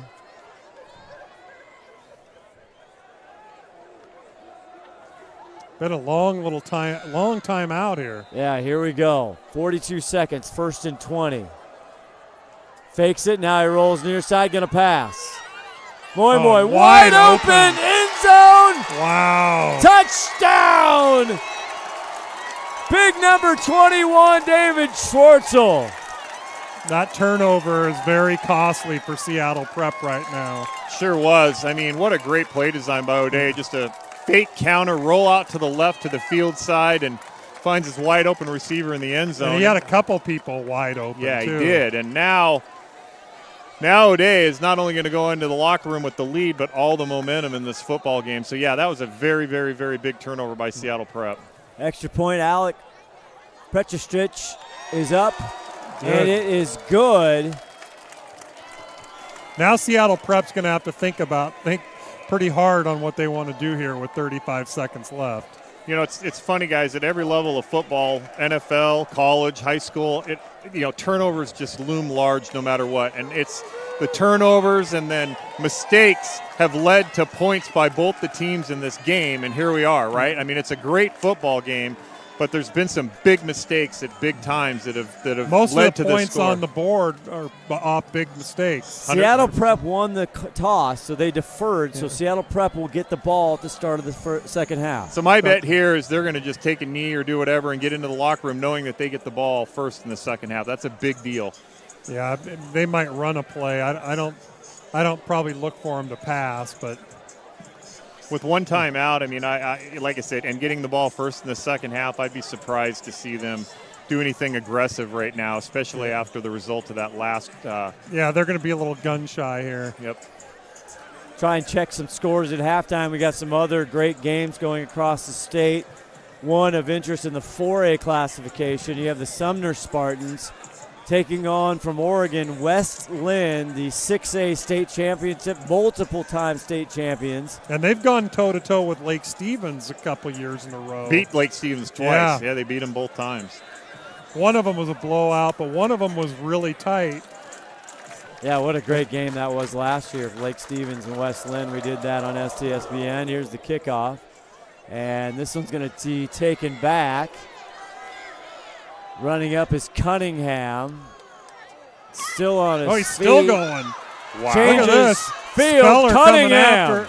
Huffing and pumping and finally cut down. Now they're at the 45-yard line. Now you kind of might rethink a couple things just because of the field position. With 22 seconds left. 100%, Tim. Yeah. I think that now you take a shot. Why not? I mean, I think you take a shot here, see what happens. I wouldn't back there at the 20, but now you're at the 45, so, not quite the 45, but it opens up a couple opens up a couple things for you. You're going to put them at the 43, their own 43. They're talking about it on They have one chewing timeout. It over. Prep has one timeout in the first half here. 22 seconds left to go in the first half. I think O'Day's probably going to drop their guys deep, knowing that the only thing that they care about right now is not giving up something into the end zone. So it's going to be tough to get it over the top against them. On a toe. Cahill to his side. Archer, the near side receiver, and whistles before the snap. Usually that's going to be on offense. Maybe an illegal procedure of some sort. Delay a game. They didn't want to. Now they're back at the 38-yard line. So. And if you're wondering if there's a shot clock here, no, there's not. No. I wonder how. I don't even know how the quarterback knows. I think a lot of times the quarterback's looking in the end zone. There's a clock by the goalpost. 1st and 15. Doesn't have it. Harnto. Time. Now lets it rip. Uh-oh. Going deep for overthrow. You know what? He incompleted. would have had him, too. He did had get a couple behind him. steps on him. And Ezra slow to get up. Yeah, Seattle Prep run the same play that they had before penalty. I mean, that was a design, that's what they were going to run before it. Did the same thing there, and he got over he got behind the defense. He was there. Still kind of a tough throw. He was under some pressure He was, actually. Now, if that been Chandler there, he might have been able to catch that. 14 seconds. Yeah, 14 seconds left. 21-14 O'Day. And Leo, the junior, I guess it to Cahill, runs it up the gut, and 9 seconds, and that might run it out. We'll see. They stop it. Now they're going to let it run. They're going to let it run, and we're going to go to half. What a turn of events in the last minute. Yeah, absolutely. I mean, both teams, like we've talked about, taking advantage of mistakes by the other team there. And O'Day, withstanding that 14-0 onslaught early by Seattle Prep, and here we are, 21-14 going in at half. Go down to Ron with Coach Kohler. Hey, down Coach. Coach, a little bit mistakes, a little bit turnovers on the first half there. What do you think about that? Well, we better stop it or we're going to be in trouble. So we just got to take care of the football, and get our offense grinding a little bit. All right, thanks, Monty. Back in the half. Thank you very much. Ronnie, the Wedge Henthorn, gets a legendary Monty Kohler. A man of few words. He was in pregame as well. He said, you made some mistakes. What are you going to do? We better stop those mistakes. went right to the coach's wheelhouse there. Like, we don't like seeing mistakes. And also, to Tim's point, I mean, what did he just say there? We need to stop the mistakes and grind with the football, meaning he wants to establish that run game. And I think nothing really. They just didn't get a lot of momentum going. It was kind of fits and start. Obviously, they've got the lead, but I think Coach there's got high expectations and wants to see better execution in the second half. Our Seattle Sports Game of the Week. O'Day right now. The state champions up 21-14 over Prep. Prep's going to get the ball. We'll be back with more right after this on Seattle Sports Game of the Week. Seattle Sports on all your streaming platforms. Subscribe now for inside info on the Mariners and Seahawks. Brock and Salk, Bump and Stacy, Wyman and Bob. Just subscribe. Stream the local sports leader live on YouTube. Seattle Sports.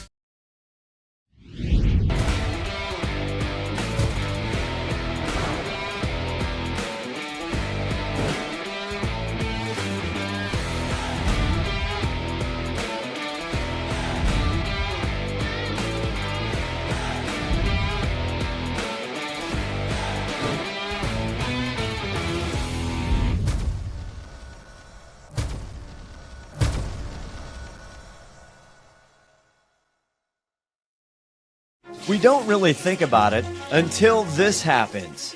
Don't get backed up. Call AWESCO Septic Service. They are the sustainable, environmentally friendly choice. AWESCO uses a recycling process that returns clear, clean water. They offer septic service and repair for both King and Snohomish counties. AWESCO Septic Service is a local, family-owned business, so you can count on reliable, environmentally friendly service. Call them today. Heads up, Washington drivers, the federal EV tax credit is hitting the brakes September 30th. Head to Bickford Ford for up to $7,500 off MSRP on qualifying electric Fords, thanks to this expiring federal credit. And that's just the start. Let the folks at Bickford find every possible saving available, including Ford rebates and Bickford exclusive discounts. If you're considering an electric vehicle like the 2025 F-150 Lightning, don't wait any longer. Start at Western Washington's #1 Ford dealership, Bickford Ford, on Bickford Avenue in Snohomish and Bickford.net. Les Schwab changed the tire game more than 70 years ago. Today, we still believe you should get more from less. Like more hustle, less hassle. More of the best service around, less of the runaround. Because we include America's best tire warranty in every tire we sell. So you get more unbeatable warranty, less charging you extra. It's why we're more than proud to say, you get more from less. McDaniel's Do-It Center is located in beautiful Snohomish, Washington. Locally owned and operated for over 40 years, they are proud to provide the Snohomish Valley with exceptional hardware, tools, lawn and garden, and sporting goods products. Their commitment to delivering legendary customer service and their outstanding employees continue to make McDaniel's the best and one of the most recognized do-it-best centers in the nation. Stop by and experience for yourself the difference between McDaniel's and the big box stores. Discover why so many people are choosing to shop at McDaniel's. No more distractions. No more electric tanks. No more gender confusion. No more climate change worship. We are laser focused on our mission of warfighting. We will measure our success not only by the battles we win, but also by the wars we end, and perhaps most importantly, the wars we never get into. It's called peace through strength. You look into the eyes of these young Americans who are giving up the best years of their life in a uniform to serve their nation. They are incredible.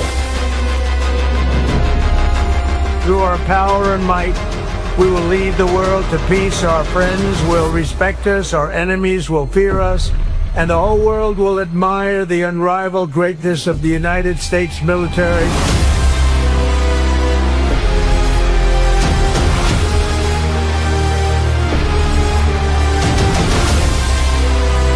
We will replenish the pride of our armed forces, end the recruitment crisis.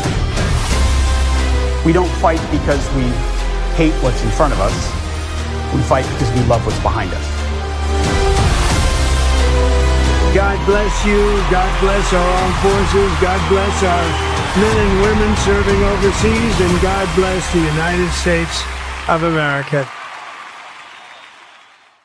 Seattle Sports on YouTube. It's amazing. Have you subscribed? Brock and Salk. Baseball, man. Bump and Stacy. There is always fire. Wyman and Bob. Phenomenal. Stream the local sports leader live on YouTube. Seattle Sports.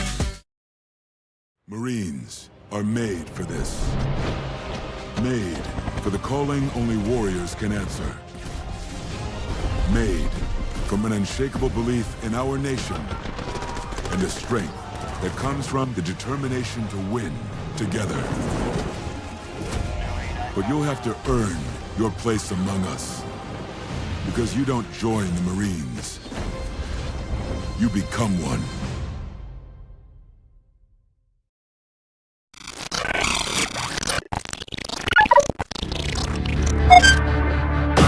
Right there, he peels out. Hammer tries to throw it. Falls down. Does he catch it? Dylan catches it!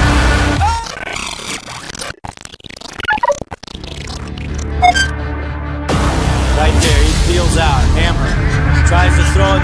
Falls down. Does he catch it? Dylan catches it! Oh, no!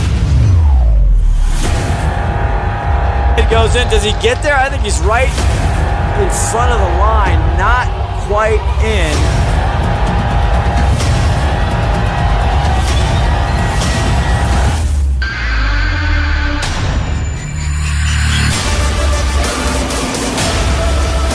Got it. Takes the handoff. Now rolls to the right. Still rolling. Still being chased. Now heads upfield. Goes around a man at the 40. Now the 35. Heads infield at the 30. Now he's down to the 20. You got to be kidding me. He's down to the 15. Almost down. He's to the 10-yard line.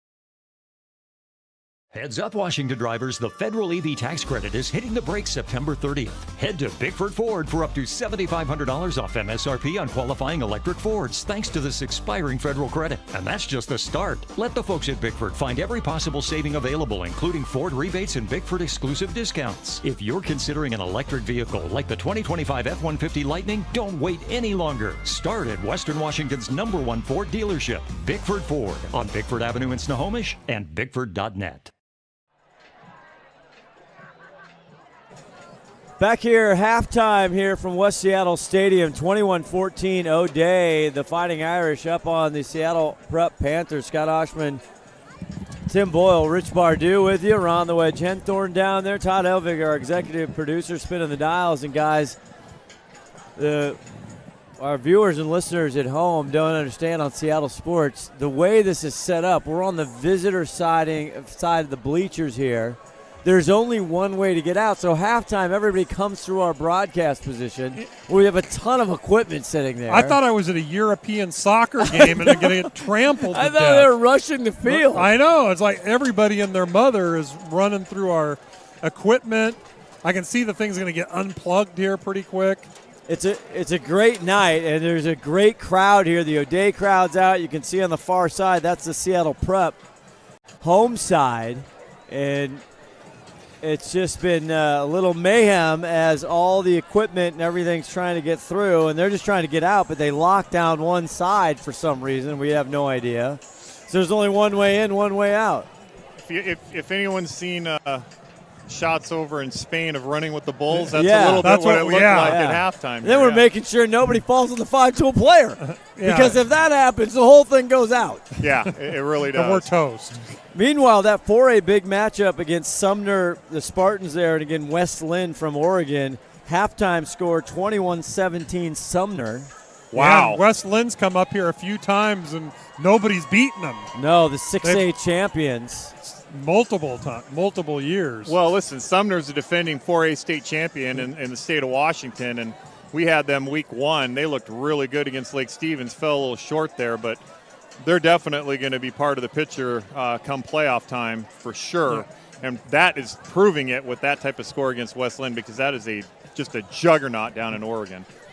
So, O'Day, we talk about them. They got a big matchup, obviously, if they can get the win tonight, but the Panthers get the ball. Who knows what happens? But all the eyes we talked a little about is that next game next week, next Friday night right here at West Seattle, where O'Day becomes the home team, and they welcome in the Crusaders from Eastside Catholic. And they just have so much big-time talent, do the Crusaders, on that roster. We watched them against Bishop Blanchette. Well, they're the two teams, Eastside Catholic, O'Day. They're O'Day, and then of course throw Bellevue in there. But those are the three teams that are generally in the running every single year for the state championship. Well, from what I've seen in week 2 against with Eastside Catholic, and then week 3 here with O'Day, both teams have got a lot of speed to the outside. So, yeah, that should be a great matchup next week for sure. Big Titan McNeil for Eastside, 88, the big stud. He's just a sophomore. He's already getting recruited by every D1 college in the country. They have multiple talented kids, and a lot of them young, a lot of them very young.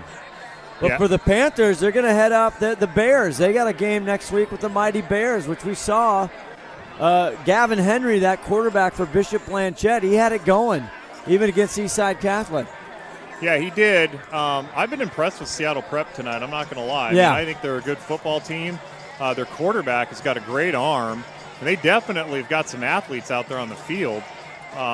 They just, and they've taken advantage of any the O'Day mistakes in the first half, so they're doing everything correctly here. They just ended up making a costly mistake late in the first half here, and that's the reason we've got a 7-point separation. Otherwise, this would be a 14-14 Well, yeah, game. and admittedly, you and I thought this could get out of hand, and like you said, give Seattle Prep all the credit. They've done a lot. So if you're on Seattle Prep and you're coming out, Coach Bardew, I'll go to you first after 10 years coaching up at Lake Stevens. What do you approach? Same mix they've run, they've passed, they have Cahill going, but then they've tried to go deep a couple times, they haven't connected. Yeah, I think you kind of got to stick with the same formula. I mean, they've really had only one poor drive where they had to punt the football. And then they came up short with the field goal here with that drive late in the second quarter. But, they've actually had some pretty good success moving the football. So, yeah, I think they need to continue the balanced attack that they had success with in the first half and kind of establish a nice, sustained drive here and hopefully ending in a touchdown for them to try to grab some momentum back and not end up going down by 2 scores. Because if they have a poor drive, give the ball over to O'Day. O'Day's looking at that point in time to basically get them with a good knockout blow, so to speak, and go up by 2 scores. And Tim, just when we thought O'Day was just going to a cloud of dust and just run it down their throat, Moy, he spins out and he throws a touchdown. He does, and he's and keep in mind he's a freshman, right? So he's got they saw something in him. Yeah, he has played huge tonight, as we're seeing a lot of the patrons here on this side, the O'Day starting. We're just waiting for the herd to come back right across our bow here. It's Seattle Prep's the home team, like you said, right? But I think O'Day's got him. I think O'Day's got the bigger crowd. Yeah, it's so funny. So there's 107 kids on the O'Day roster. They only have 400 and some kids. So 25% of the school is playing football. Yeah, it's an all-boys. One of the coaches told me they get over 200 kids try out for the football team. Incredible numbers. And, 25% of your entire student population is playing football. I don't think I've ever seen anything like that. Amazing. Maybe in like B11 or something. But that's when the roster's in such tiny font. No, that's when you have 44 total students and 11 are turning out for football. And they make you turn out. And over the years, they put so many players in the big-time D1 college and beyond. And just some qualifying. Again, we're getting great texts and great messages here on Seattle Sports. How we were talking about, because they had a shot clock, basically a play clock violation, did the Panthers there late in the second half. Yep. So we were wondering, and our own STSPN, Mike Pereira, Jeff Matson texting in. Shout out to Jeff. Back judge puts his hand up with 5 seconds left on the play clock. That is how the QB knows how much time is left before delay of the game. Yeah, the problem with that is sometimes when you all of a sudden you see 5 seconds, you're not quite. You don't have enough time to get that play off. Yeah. Well, and I think the other challenge there is Seattle Prep, like I said, is kind of running a little bit of a check with me. And in that situation, if you remember, are they going to try to throw one over the top here? Are they going to go for a touchdown? Are they going to just kind of take a knee and go in at halftime? So I think that was definitely a check with me situation, and then basically they just ran out of time. Costly. Prep on their big win over the Roosevelt Rough Riders, 44-6. I mean, they're kind of even, 331 total yards, 173 through the air, 158 on the ground. They were 3 for 10 on third down conversions. I think they've been a little bit better tonight on third down conversions until that one long drive. So as we get ready here. Seattle Prep, if I'm Seattle Prep, I got to do one adjustment for sure, and that's try to figure out how to contain that edge, because those running backs for O'Day, they're getting around the corner and they're gone. The 6'4 senior Wynn Chancellor, they've got him involved, but I almost feel like they got to try and get him a little even more involved. Agree. Yeah, he obviously as a tight end, he's playing both sides. I've seen him make some great blocks for them, but obviously I'd like to see him catch a little bit more out of basically that sniffer position there. He had some success early with a couple nice catches there. So yeah, I'd like to see him get a little bit more involved in the passing game as well. Wrapping up halftime here, 21-14 from West Seattle Stadium here.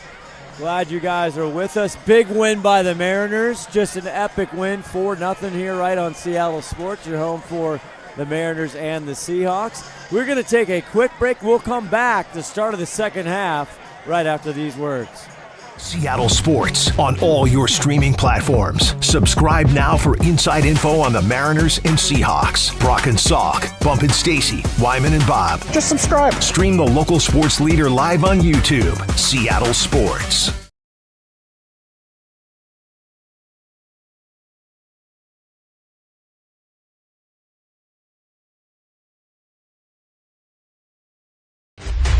Fakes it now to Lamar. Oh, what a grab, and that handoff handoff up the middle. Breaking through is Jones. Look out. Trouble with the handoff. Fumble, falls down. Right side, it's caught down to the 1 yard line. There's Licken, again the carry. Breaks a tackle, and he's got a long way to go. Only one man to beat across midfield.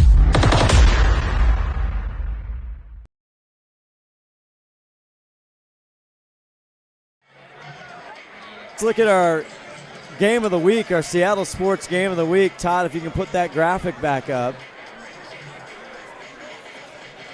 No, we can't put that graphic back up. We'll tell you about it. We have, obviously, we have the 19th and the 27th right now, Redmond versus Inglemoor at Pop Keeney, September 27th. That's a Saturday. Then you look at Lake Stevens, Glacier Peak. We've done so many of those games. Oh, my God. Wesco 4A. Rich was on the sideline for many of those. Yep. It's been a long time since the Glacier Peak Grizzlies have come out on top against It's been a long time since Lake Stevens has lost a league game. Yes. I don't know how many years has it been, Rich, since they've lost a league game? It's been a long time. 10 yeah, years they're or some ridiculous stat. Yeah, and they looked pretty darn good week 1 against Sumner, and obviously beat Bellevue last week Yeah. as well. So that's going to be a tough matchup for Glacier Peak. We're back with football as the kids come back in the stands, hopefully shaking. We're getting ready to go, and it's kicked off. It's on the side. That'll go out of bounds. Did it go out of bounds? So and another there is flag. a flag, yes. So it'll be a 35-yard start, 35-yard line they'll start. Second one that's gone out of bounds. I think Seattle Prep would be happy to take it on the 35-yard line. Yeah, Anthony Anichinsky does the kickoff duties, the 6'2 sophomore for O'Day, so they'll be walking that off just to start here the second half. Scott Oshman, Tim Boyle, Rich Bardu, and Ron the Wedge Henthorn. Ronnie, what's going on down there? The second half, but O'Day's real happy the way things turned out, and I think Seattle Prep's going to make some big differences here in the second half. So 1st and 10 for the Panthers. Leo hands it off to Cahill. Cahill, not much in the backfield, and they're still blocking there. I thought he got a little face mask there. Yeah. Maybe that's what you saw too, yeah. Yep. They didn't call it though. Yeah, he did it was number 55 for O'Day right there. Sorry, I'm trying to find his name here, but Thomas. Keelan Thomas, yeah, Thomas stud. basically just peeled off the block of the Seattle Prep left tackle and just made a great play there. No gain, 2nd and 10 here. Leo Harnato, the junior, rolls out. Oh, nice move. Gets out of trouble, now lofts it up. Incomplete. Oh, boy. I thought might have come down for the Irish. That was a dangerous throw. Now, great job on the QB to evade some pressure there, but then he kind of threw that ball up in the danger zone. Yeah, brings 3rd and 10. Jira Oliver there. I thought 6 might have come up with it, but it's incomplete. 3rd and 10. 3rd and 10. Not the series you wanted if you're a Panther. Everybody on the near side, 4 receivers. Empty, goes out quickly. Archer gets it, and he's wrapped up close to the marker. That's going to give him something to think about there. Wow. 4th down for I think sure. I think that's a little bit of a tough spot. So it looks like it's going to be 4th down, just short. Maybe a half a yard or 1 yard. I think you got to go for it here for Seattle Prep. You can't give them the ball back here. That's not even. Really that's not even half yard. That's like 3 inches. Where's the tush push? Yeah. Yeah, Seattle Prep coming out in quads left right there, 4 receivers, and actually a really nice play that I thought picked up the first down, but obviously I don't have the vantage point of the official, sideline official. I think it's the correct call. It looked like he was just a few inches short on the tackle. Big 4th down here. Cahill, the running back. Trying to draw him off sides here. Now they look over. Man, they're staying in shotgun. Leo. O'Day bringing pressure. Got to get it quick. He does. Yeah. Too high. Trying to go to Mo, and they'll turn it over on downs on their side of the field. I think when you got like 2 inches, I think you want to be under center and hand that ball off, or quarterback sneak. You only got a couple inches. I don't know if I like that play call. Yeah, I agree, Tim. I don't know if I like that out of shotgun there, especially in that scenario. I mean, that ball was basically right on the 45-yard line. I mean, they had less than a couple of inches to pick up. Yeah. You just get a little bit of movement. Your quarterback, he's a big kid. He can just put his shoulder down, just pick up half a yard. Absolutely. And again, that's a big play by O'Day's defense here now, and all of a sudden they have got great field position, up by 7 early in the third quarter. Yeah, they're on the plus side of the field now on the 45-yard line. Fumbled twice, had 2 turnovers early in that first quarter, led to 2 scores. And that's our head official, Michael Todd, to fix the change. He said we got to change. The chain gang. They don't have the electronic football. I know. We don't have remote control change yet. Here we are talking about bikes running the power down behind the stadium. We're definitely not going to have electronic chains. That might throw us over the top and we lose everything. Rich, why isn't there an app for that? Right. They had a kink in the chain down here. They had to unkink it. Oh, there you go. The chain. Can't have that. 1st and 10 for the O'Day Fighting Irish. Oh, Moy, now we got more whistles. Probably going to come back 5 yards now. Oh, it's offsides against Seattle Prep. Yeah, and Crow. Is he lined up offsides? Yeah, encroachment on the defense. So usually that's what that is. He's just slightly over the line of scrimmage, and line judge has a great vantage point there and threw the flag. So here we are, 10:23 left to go in this third quarter. Kind of starts and stops here. Elias Moy, the freshman, under center, gets it off. Egan, first down and much more. Boy, Peyton Egan, he has been a workhorse. Yeah, just following his fullback right. I mean, old school football, I formation, following its fullback right up through that zone blocking up front and picking up big yards. So I think O'Day's just going to, to Coach's comments before halftime, I think they want to grind and run the football here, take up some of the time off the clock and pop this thing in the end zone and go up by 2 scores.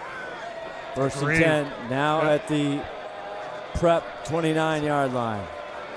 Oh, there goes. There's Max. Speller gets in another first down, and the engineer is cooking. He was just over here 30 seconds ago playing with our electronics. How did he get back in so quick? He was plugging some things in, wasn't he? Why give it to the halfback and the halfback follow the fullback? We can just give it to the fullback. Yeah. But I'll tell you guys, I mean, there was a little bit of a bobble on the exchange right there before that play. So, quarterback got control of it and handed it off to the engineer, and he picked up another chunk of yards. They got to button that up a little bit. Yeah, the ball security been an issue all night for the Fighting Irish. Moy under center. Gets it now to Peyton Egan. Boy, they have a few kids, and there you see big 21. David Schultzo's got a touchdown tonight on an extra try. A 2-point conversion, I should say. And O'Day so far, I think every run's been to the right side too. So they see something there obviously, and they're taking advantage of it against Seattle Prep because they're picking up good yards on each play. They're definitely found something to exploit. Big 64 for O'Day and White. Jeremiah Nonu, one of the captains, 6'2", 325, the senior. Not small. 2nd and 6. Get it off. This time, one of the fullbacks, 9, Owen Bruskern, gets the carry. And we'll see, they're going to move it up. It'll be 3rd and not much. 22 inches. There you go, Ronnie, right on the spot. 3rd and 1. Moy again. Takes it himself. First down and more. Still on his feet.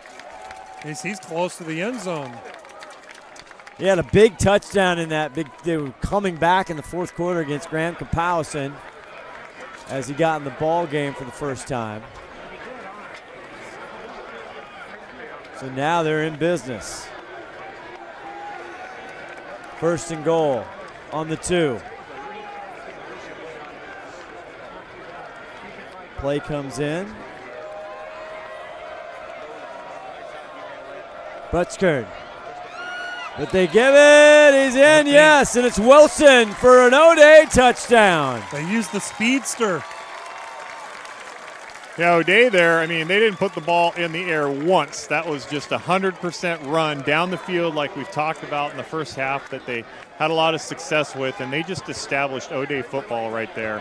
I don't think they have any reason to put the ball in the air right now. No, and they, not only that, but they went to the right side the whole way down the field there. Yeah. So they didn't even go to the left side. So they were playing short side of the field, the boundary side, running the football, and pop it in to go up potentially by 14 points here with a fumble snap. Petra just falls on it, and we'll see how that plays out later in the ball game. So it's going to stay 27-14. Interesting drive by O'Day there. No mistakes whatsoever until they got to that extra point, but they're looking pretty solid down the second half. Absolutely. Under 8 to go here in the third quarter. You're seeing West Seattle Stadium. We'll be back to see what the Panthers could do. Les Schwab changed the tire game more than 70 years ago. Today, we still believe you should get more from less. Like more hustle, less hassle. More of the best service around, less of the runaround. Because we include America's best tire warranty in every tire we sell. So you get more unbeatable warranty, less charging you extra.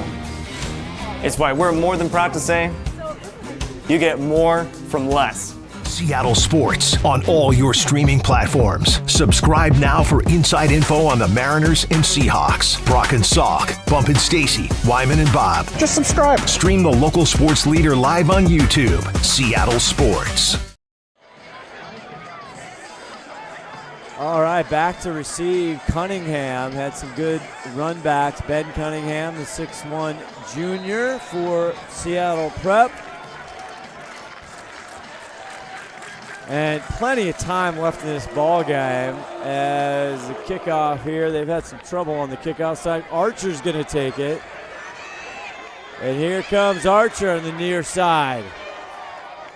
And a nice run back for Beckett Archer, the Princeton commit with the lacrosse stick. Yeah, it's going to give them about, the 35? Decent field position.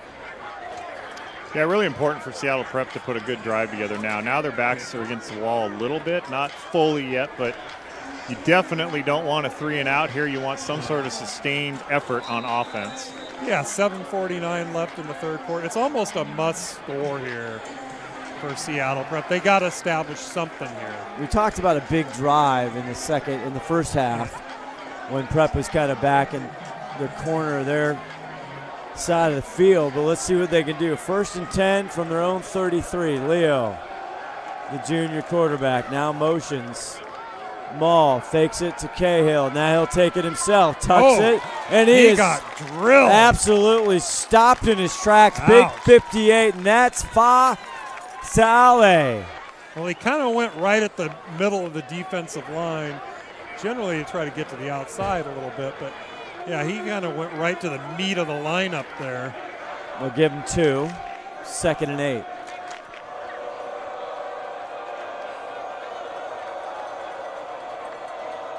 Just a 4-man rush. Now Leo throws it over. It's caught. Chandler. And it is Win Chandler. Or with is a big it? No. catch. Is it him? Yeah. Yep, that's him. You guys talked about getting Chandler involved, something downfield, and there they are with it with a stop-out route. Great ball by the quarterback on time. That is a very difficult route to defend. You're basically running down the field 15 yards, sticking your foot in the ground, heading to the end or heading to the sideline. So great execution by Seattle Prep. Great composure. Gives him some room. Leo goes to the air again. This time Archer on the right side. 2 in blue gets it, and he carries a lot of Irish with him over to the Prep sideline. This time it's the Princeton D1. It is. Lacrosse all over it. And these two teams in lacrosse, they are just nonstop going at it each other for the state championship in lacrosse also. So yeah, fun rivalry. Yeah, it looks like Seattle Prep's found something here against O'Day. It looks like O'Day's kind of bailing a little bit, and they're basically throwing hitch routes and things underneath a little bit and finding success. We'll see if they keep doing that. Chandler now left side in the slot. Archer on the far side, and they do finally get got him to jump. O'Day to jump. And that's key because it's 2nd and 2, so that's going to give him the first down. That's Nonu, the captain, the big fella up there. Got a little anxious. This is exactly what we talk about the Panthers needed to do here on this drive. Well, they need to keep doing it, though. 6:40 left to go here in the third quarter. 27-14 O'Day. The 2-0 Seattle Prep Panthers.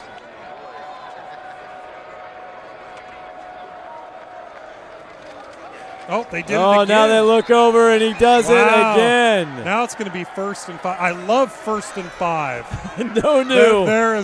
There's nothing better than 1st and 5. Nonu, his teammates going, come on, we know they were going to do that. They've been doing a good job being disciplined, Rich Pardue.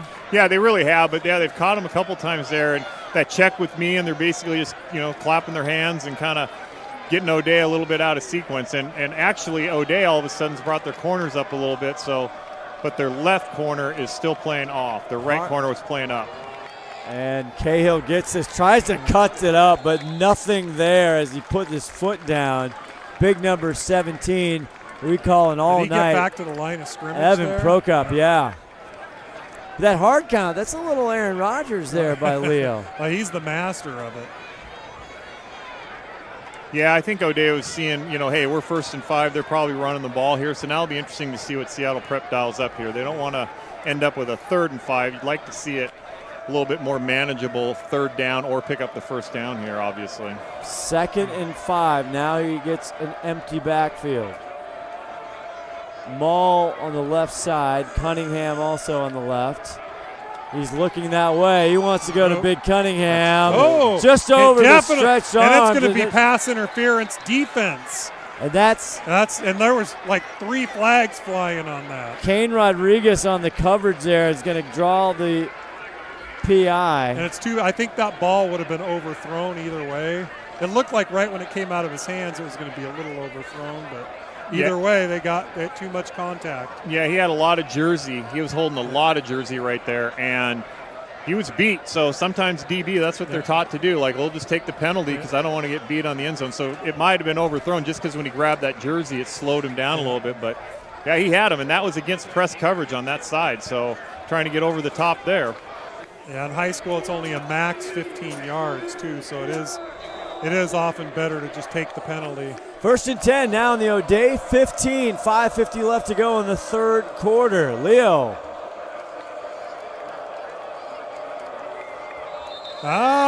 Did they get him again? Or is that on Seattle Prep? Whistles. I didn't see O'Day move on that. Now everyone's pointing as the line judge comes over. That's on Seattle Prep. Yeah, that time on Prep. Went to the well one too many times.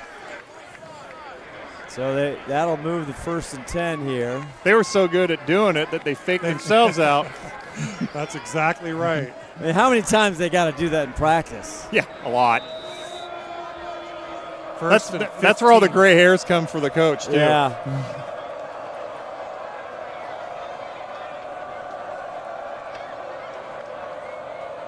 Number 5, Skillestead, one of the captains on the far side, number 5, and now he's looking. Marto. Looks right, he's got Archer. Can't get over. It's incomplete. He was trying to go over. Good coverage there, Owen Bruxturn. That ball needed to be just a little bit higher, and that could have been 6 points. Boy, that was awful close. Pretty darn good ball that he threw there and almost converted. But, yeah, it's interesting to see Seattle Prep coming out and just kind of staying in empty here all of a sudden. So they see something they like, or they feel like they're going to struggle running the ball. Either way, they're just trying to get get this thing in the end zone and bring it back within 1 score here. 5:46 left to go in the third quarter. 2nd and 15 on the O'Day 20-yard line.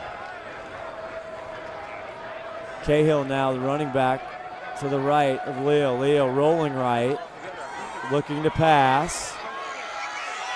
Now big 21. Schwartzel gets to him and takes him out of bounds. That's a big sack there. just had nowhere to go with that. Yeah, there was nowhere to go. All the receivers were covered downfield quite well there.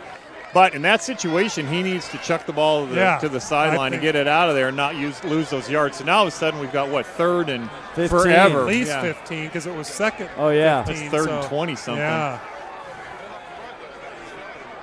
But you're right. He needs to somehow he needs to get rid of that ball. He wanted to get rid of it.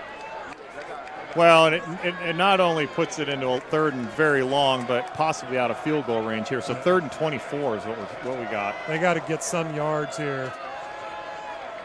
Leo looks to pass, steps up, now lets it go. Far sideline, trying to go to Maul. Good coverage. It's broken up, incomplete, and will be 4th down. Good coverage there. And once again, that's number 9, Owen Bruskern, the junior. I think you got to go for it. I don't think their field goal.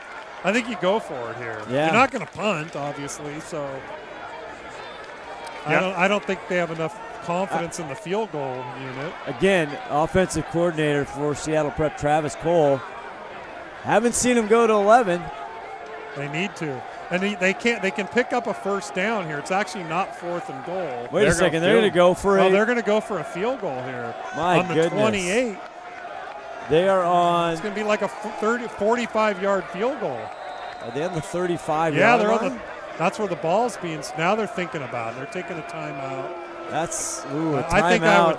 Maybe the coach couldn't. He was like, "Wait a minute, there's no yard markers here. That's a little bit longer than I thought it was going to be. We better call timeout." Yeah, who knows? But obviously being kind of funny there. But they, this is interesting. They threw the ball almost every time they're on that tempo 50-50 balls, and O'Day was right there. Their DBs. I mean, making great breaks on the ball after the PI. So it was very good defense by O'Day. We'll either see a kick or a play when we come back.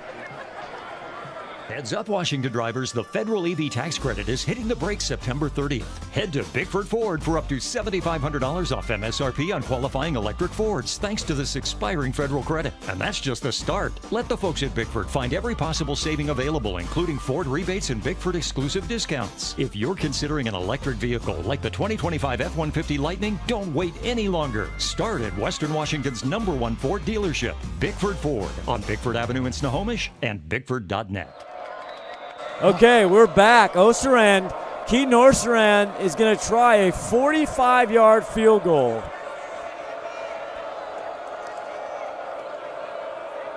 Arnetto, the holder.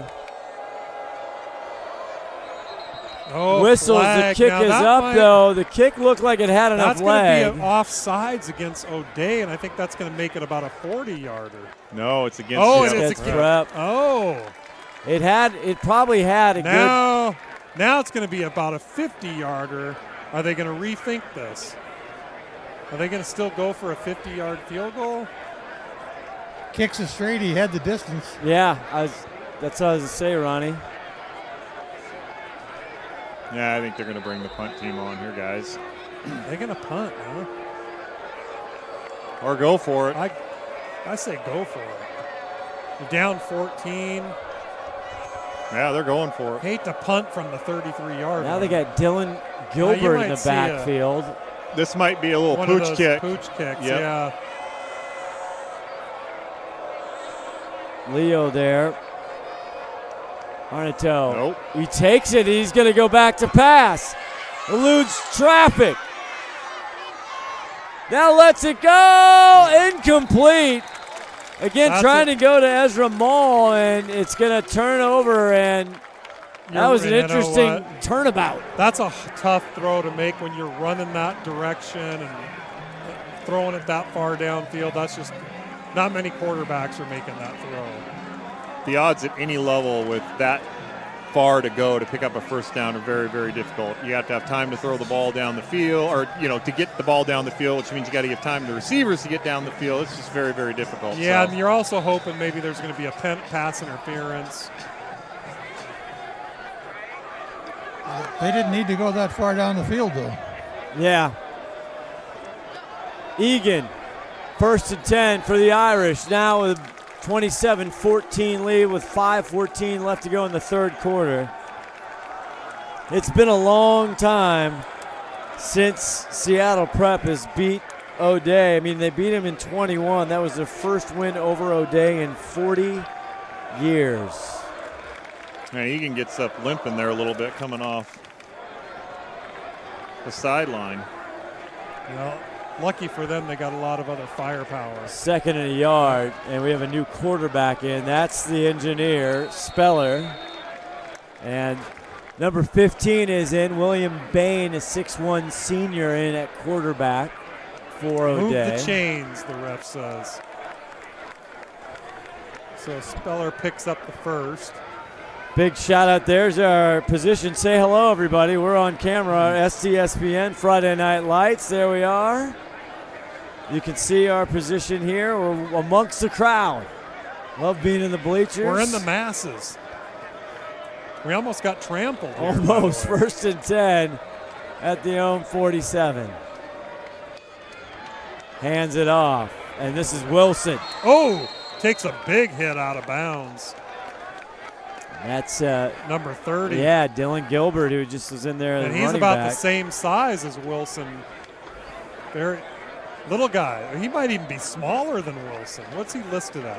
Well, 30 is listed at 5'10", 175 is program height and weight. I'm not buying 175. Both sophomores. That's like a Charles Barkley being 6'7" in college. Leo Bencaro comes in. Bain now the quarterback, the 6'1 senior for O'Day.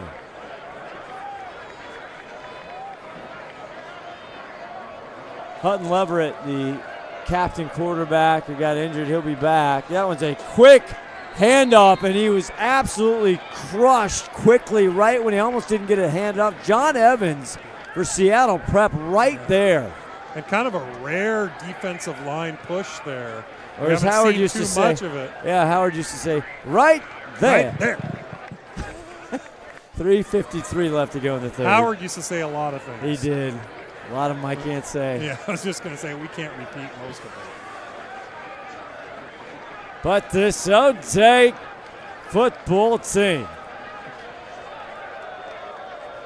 Here's Bain at quarterback. 3rd and 4 now with 3:33 left to go in the third. Bain going to hand it off. Here's Wilson. Look at him. Jayshon Wilson finds a crease, and that is all he needs to get an O'Day first down. I'm telling you, he's the fastest kid on the field. I believe you. Haven't had to go to 1 in white. You see him running off. Leo Bencaro, the heralded receiver there. Seen him more on defense. Yeah. But they haven't had to. Yeah.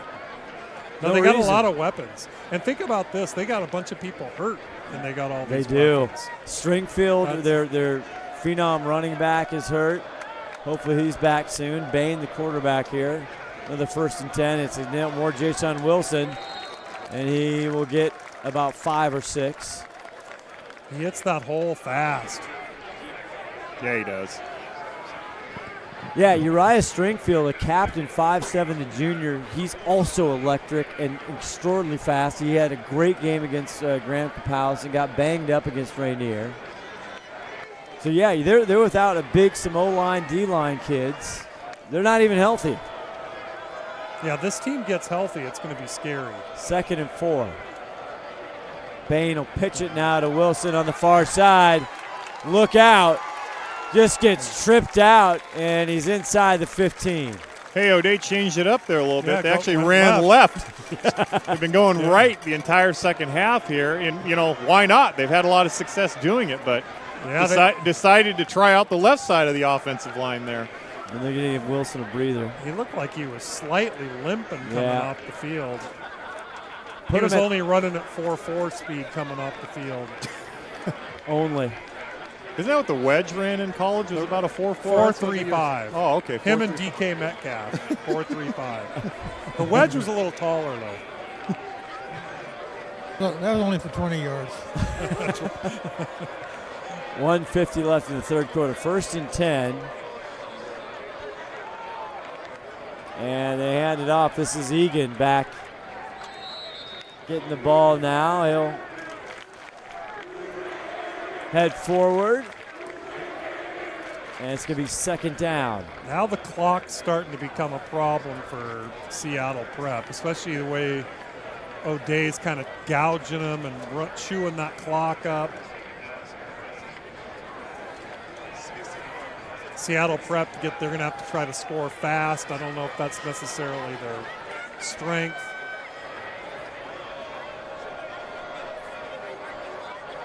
Christian Irvin, 25 now in the backfield for O'Day, and he gets the ball. And he takes a pile with him and leaves the pile behind. Touchdown, Irish. Oh, but there's a flag on. Oh, a lot of extracurricular. That might become, I think that's going to be some type of personal foul there. So we're going to see what this is. Was it after the touchdown or during the play? That's going to be the big question. The flag came in just after the touchdown. Let's go down to Ron the Wedge Henthorn. He was right there. Did you see anything, Ronnie? I did not see it. He was on the other side of the field over there, so I got blocked out by a couple players there. I can't believe you let anybody get in your way. Well, they were trying to play a football game, I think. Oh, okay. That's understandable. We'll see here. So it hasn't gone up on the scoreboard officially here, but what's... Oh, it did go up on the scoreboard. But now it just did. Yeah, it's after the play. So after the touchdown, there's a personal foul against O'Day. Just barely after the touchdown. Boy, we were 14-14, then that quick right before the first half, 21-14. Yeah. O'Day gets deep in the Prep territory, and they score right before halftime. And that just kind of changed this game. Everything. And now it's 33 unanswered points. So, you know, that momentum's real. Just under a minute to go here in the third quarter. They're sorting it out over there. Well, Monty Kohler told our Ron Henthorn at halftime he needed to stop making mistakes, and that's what they did. That's what they did. And grind the football, and that's exactly what they've done. I don't think they put the ball in the air once here in the second half. No, I don't know that I would either. So they're going to knock the yardage off here on the extra point attempt, which again, you know, kind of moot that they probably don't need to go for two here, so they're probably just going to go for one. But who knows what they're going to do? Maybe they'll it's going to be a little bit challenge the team and say, let's see if you can get 2 points from 20 yards or 20, you know, whatever it is out. Well, they got the field goal kicking or the place kicker out there. Let's see who we have here. This is a different. Nope, it's not. 98. It's Alec Petrostich. 35-yard PAT. Kick is up. Looks good. Ooh. That had plenty of legs. Kind of skimmed the.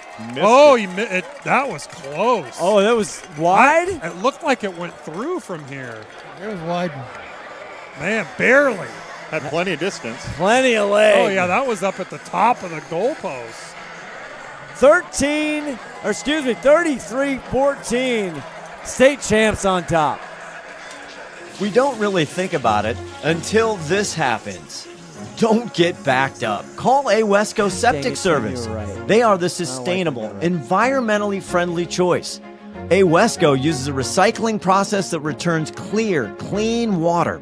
They offer septic service and repair for both King and Snohomish counties. A Wesco Septic Service is a local, family-owned business, so you can count on reliable, environmentally friendly service. Call them today. Back here, West Seattle Stadium. Scott Oshman, Tim Boyle, Rich Pardue, Ron the Wedge Henthorn, and the Seattle Prep Panthers. They were giving O'Day all they could handle in that first half. They had the ball the first series coming out of halftime, and it looked like they were charging Tim Boyle, and then they just ran out of gas. Huge credit to O'Day's defense. Well, they turned the ball over right before the half, deep in their own territory, and that changed everything. O'Day now kicking off. Archer. Beckett takes it around the 4 or 5. Fights off one tackle, now reverses field. Another flag. Those are going to off. I think the second one might be on O'Day. I think it might be a face mask. The first one, though, there was a flag early, and I think that's going to be a hold. I think these are going to offset. We will see. I thought the first one was a hold as well. The first one, I think, was a hold. The second one, I think, might have been a face mask. They're talking it out. They are hashing it out. Michael Todd, our officials, Rod Lewis, Brian Smith, Greg Bell, Heaven Barnes. But if they're Barnes. offsetting, they're going to have to kick it over, right? There's Monty Kohler. Boy, a lot of discussion. Well, they gotta get the abacus out. And the protractor. They got ChatGPT going probably in the huddle. What do we do in this situation? There you see the official signal there. Now he's going to turn it on.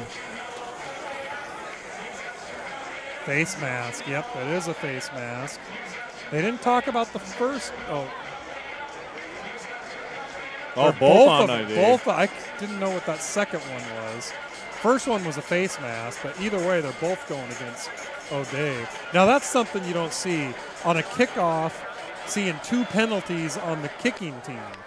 What I think that might have been, and I don't know the signal for that either, but it was on the sideline here. Maybe one of the O'Day players ran out of bounds and back in bounds or something. That would line up with where that flag was thrown, but I'm just speculating. Well, O'Day is going to get the ball. 45-yard line. So it's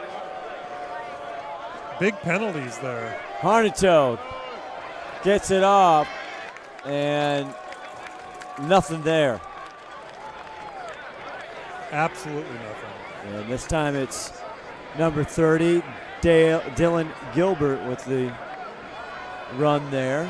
But Seattle Prep has struggled running the ball against O'Day in between the tackles all night. O'Day's interior defensive line is very, very good. Yeah, now with the fourth quarter about to start, and I think the ball's going to have to go in the air a lot.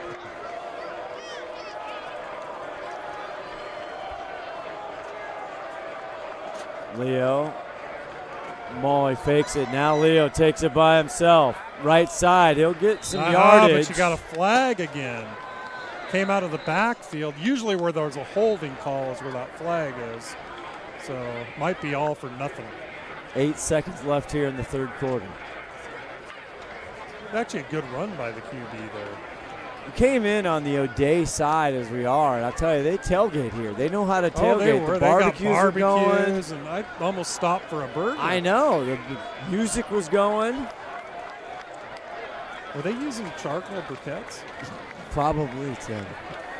I think that's how you roll only with barbecue. That's how the bougie people do it.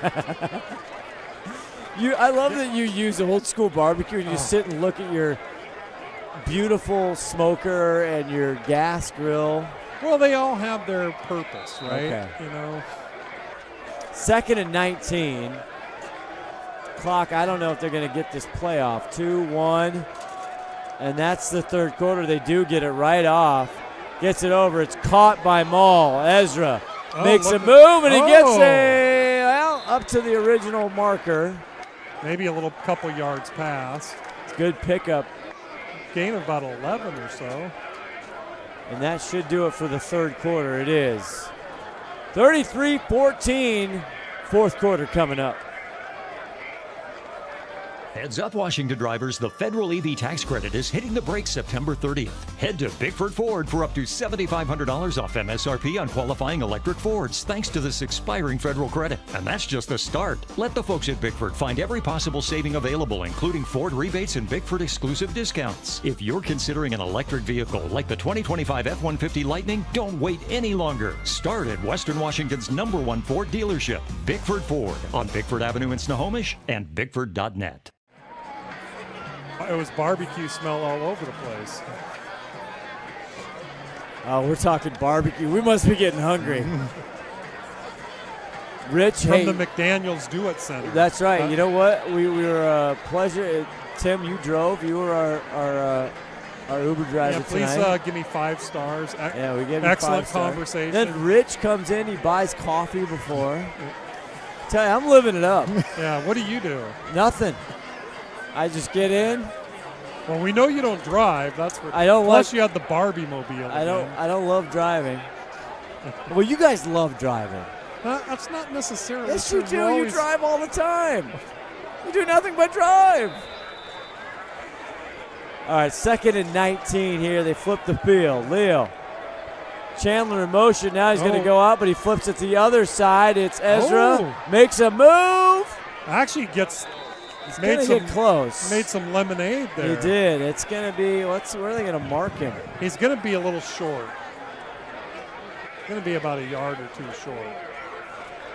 Yeah, 4th and 1 or 2. We'll see. I think it's only going to be 3rd, isn't it? No, it's 4th down. Oh, here. now we got a flag. Now Whoa, that was late. Ooh, somebody must have said something to the ref there. Ronnie, were you in the middle of that? Did you hear what they said? No, he was over on the other side of the field over there, but I think somebody might have popped off to the ref there. Let's see what side it is. Michael Todd. A little offsetting? No. Oh, no. No, it's against unsportsmanlike against O'Day. Yeah.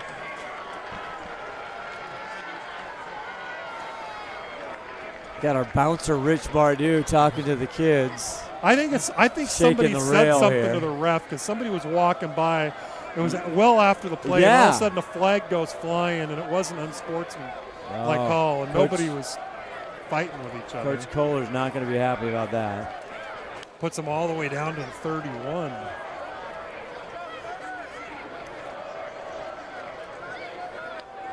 $11:36 left in this Seattle sports game of the week. The Prep Panthers. Empty set. Leo back to pass. Steps up, lets it go deep into the end zone. It's intercepted. Nino Moscovon gets it. There. Kind of threw that in some traffic, obviously. Yeah, threw it into double coverage, and just, most of their long pass attempts have been 50-50 type balls, and honestly, they haven't had much success with it. And, O'Day's defensive backs have been right there every single time, and that time they come up with the pick and probably put this game completely away with that interception. Only saving grace there is they gets it on about the 3-yard line, so that's the only silver lining to that. You see head coach Monty Kohler, 41st year at O'Day. Took over Sid Otten from Tumwater last week in the win over Garfield with the most wins in the history of the state of Washington for high school football. I was still in high school when he was coaching. That's crazy. I'm old. And Moy Moy back, and Moy Moy in business. Whoa, look at him. Look at Elias Moy Moy. All the way crosses the 50. The freshman. Okay, they're not on the 3-yard line anymore. No, they're not. Yeah, design quarterback run right there. And just, boy, talk about, the Red Sea opening up there up the middle. Holy cow. That's a great play call there from that yard line. They want to get a little breathing room, and they got about 40 yards of it. Guys, we talk about the success of the O'Day football program, and off to my left here is a big screen, and after that defensive stop, they're over there watching huddle and analyzing what they're doing in between plays or in between drives. Gets it off to Wilson this time, and he's stuffed. Rare stop for Wilson there. So my point is that, using huddle and the coaching and the teaching goes on intra-game for this program. And, we use huddle up in Lake Stevens, but we did not have a monitor like that and didn't pull kids over in between drives. And I just think that that's those are the things that really help programs out right there. Without a doubt. It's amazing. Moy Moy back. They're 2nd and 9, 10:08 left to go in the game. This time he's going to pass. He gets it off. And Ben Caro in and out of his hands. And you see he was thinking about running. Didn't quite look that in. No, he's wide open. Good ball, too. But, it happens. He was thinking he was going to release and head into the end zone. It happens even in the pros. You see it happening. Yeah. Yeah, it's crazy, though, kind of going back to the discussion of huddle, but, we're at the high school level, right? This technology's worked its way to, to this level that's not that far off from the NFL level. It's just pretty cool to see. Yeah, it's like the Houston Astros stealing plays is what it's like. I don't know if we can get our camera guy, our field guy, maybe. Where's the banging on the garbage cans? Whistles, flags, 3rd and 9, 10:02 left to go. Hey, the lights are still on. That's a plus. a couple bike riders running out there. We got things rolling tonight. Oh, I think they waved off the flag. You got a timeout here. They might have been run out of time, and I think Seattle Prep called timeout. Okay, so there's a timeout on the field. We'll step away, and we'll see what we do here. 3rd and 9, 10:02 left. Seattle Sports on all your streaming platforms. Subscribe now for inside info on the Mariners and Seahawks. Brock and Salk, Bump and Stacy, Wyman and Bob. Just subscribe. Stream the local sports leader live on YouTube. Seattle Sports. He did in this half. He did? Yeah, caught about a 15-yard pass, We're back. I'm just talking about Prep and what they can do on offense. And, yeah, Chandler, he got that one ball on the left side. I just think he's 6'4", he's dominant. I would just try to – and we see this when we covered high school sports for so long. When you have a talent and a kid that long, you just try to get him the ball and try to get them the ball as much as possible. Yeah, they've thrown some up for grabs. Yep. They should be throwing it up for grabs for number 11. Yeah. 3rd and 9. Pitch it. Mr. Everything. Wilson finally cut down, but he's near a first down, and they might get it. I think he's really close. Matthew Tesson, the all-league player, with the tackle there for Prep. He's such a little guy compared to everybody else. Yeah. He's effective.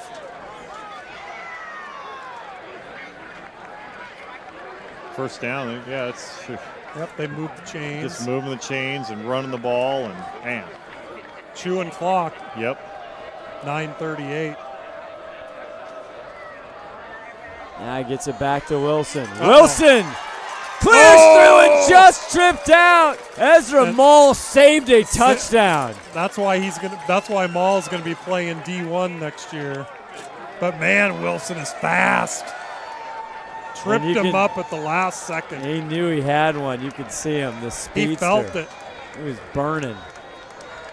Another first down now on the Prep 28.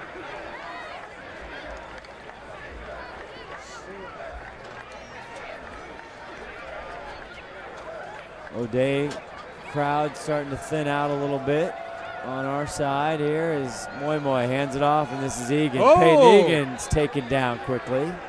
Defensive line just collapsed on that. Will Ketchum, the 5'10", 180 linebacker there for the tackle. Yeah, great play stuff in the hole there. I mean, that's one of the few, stops that Seattle Prep has had against O'Day's running game here in the second half, and that was well done. Hasn't been many, that's for sure. So now this sets up 2nd and 9. Prep 27. One way back in, gets it to Egan. Egan stretches it, tries to hurdle over, and a good job there cutting him down by Dylan Gilbert. Yeah, in addition to the pitch plays that they had success with in the first half, what you're seeing on this one is a backside guard pulling. That's why the quarterback's kind of taking his time to hand the ball off to give that backside guard time to get to the other side of the line of scrimmage and then leading through the hole there. And they've had a lot of success with that play design here in the second half as well. It's still manu old school football, but just little wrinkles here and there instead of just zone up front. And yeah, O'Day's just having a lot of success on the ground. Just drive the bus behind big number 74, Amari Folima Calderon. And here comes Egan. Oh, and there's some flags there. Maybe a hold. Back in the red zone. Might be coming back a little bit.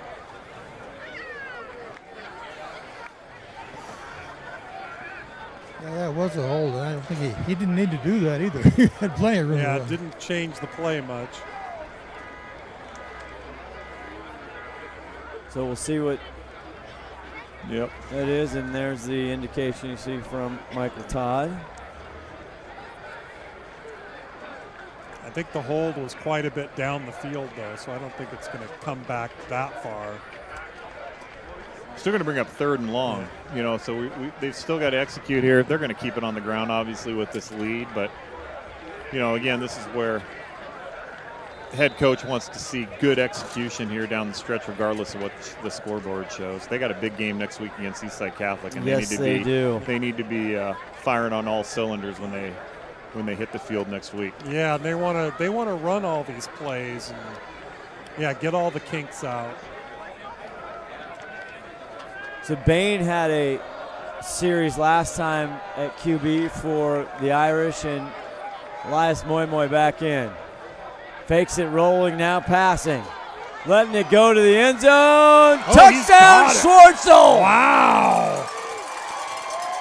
Man, he threw that in the only spot it could have been caught, too. That was a great throw and catch. Yeah, Schwartzel coming across the field there was really good route and open pretty quickly there. And, just a great ball by the freshman, putting it right on the numbers, and in the end zone you go. So much for executing the running game. Let's see if we can execute the passing game. I mean, that's the only throw the second half by O'Day, and it goes for 6. I don't think you can say it enough. 41 years Monty Kohler's been coaching. First time he's ever played a freshman at varsity. And it's working out for him. And this is, you see why. Yeah, you saw a couple hiccups at the beginning of the game, but he's really responded. Petrostritz is blocked. Wow, another little special teams blunder there. Yeah, special teams have not been clean. For either team. And tonight, not a big deal. Next week against Eastside Catholic, that could prove costly. So I guarantee that's something they're going to be working on in practice this week. Without a doubt. Every point's going to be huge in Eastside Catholic. Under 7 to go. We don't really think about it until this happens. Don't get backed up. Call Wesco Septic Service. They are the sustainable, environmentally friendly choice. Wesco uses a recycling process that returns clear, clean water. They offer septic service and repair for both King and Snohomish counties.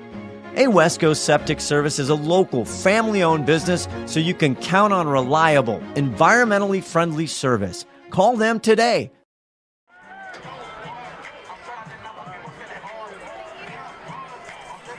Scott Oshman, Tim Boyle, Rich Pardue around the wedge. Henthorne scored just in on that big 4A matchup. Sumner ties it on a 40-yard field goal with 5:68 to go, 24-24. Oh, so Sumner was actually behind. Yeah. Because they were ahead earlier. That would be the game to be at for this week.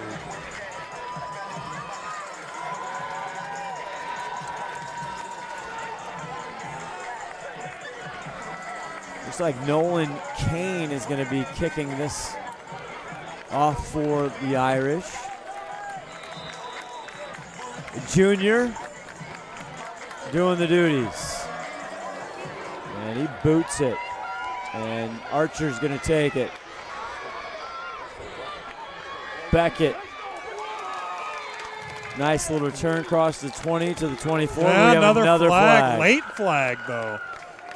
Definitely came in after the play, so usually when they come in after the play, it's a 15-yard variety. Stay tuned here. 6:50 left to go. We'll have our Adrenaline fundraiser player of the game and our Les Schwab lineman of the night. Gentlemen, that's up to you two.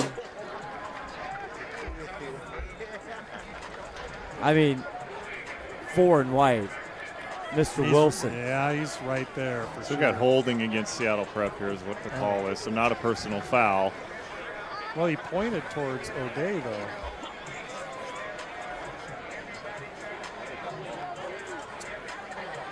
Unless he just made a mistake. Well, when he was facing us, he went towards Seattle Prep, but, you know. Yeah, he's trying to work both sides of the field here for us, and we appreciate him. Oh, yeah, they're marching it back. Yeah, it's against Seattle Prep.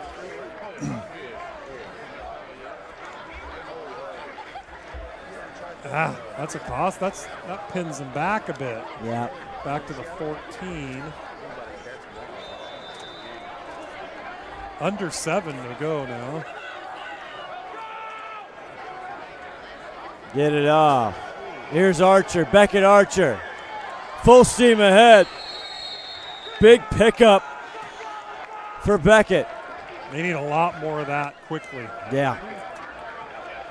Yeah, and again, guys, I mean, this game's probably over, right? But both coaches are going to be looking for execution. They're still early in the season. They want to see their teams run their plays well. So for the rest of this game, that's kind of what we're going to be looking for. See, can we execute our plays clean and have some success here, even though we've had some ups and downs during the game. And I think that's what Seattle Prep's about on this drive.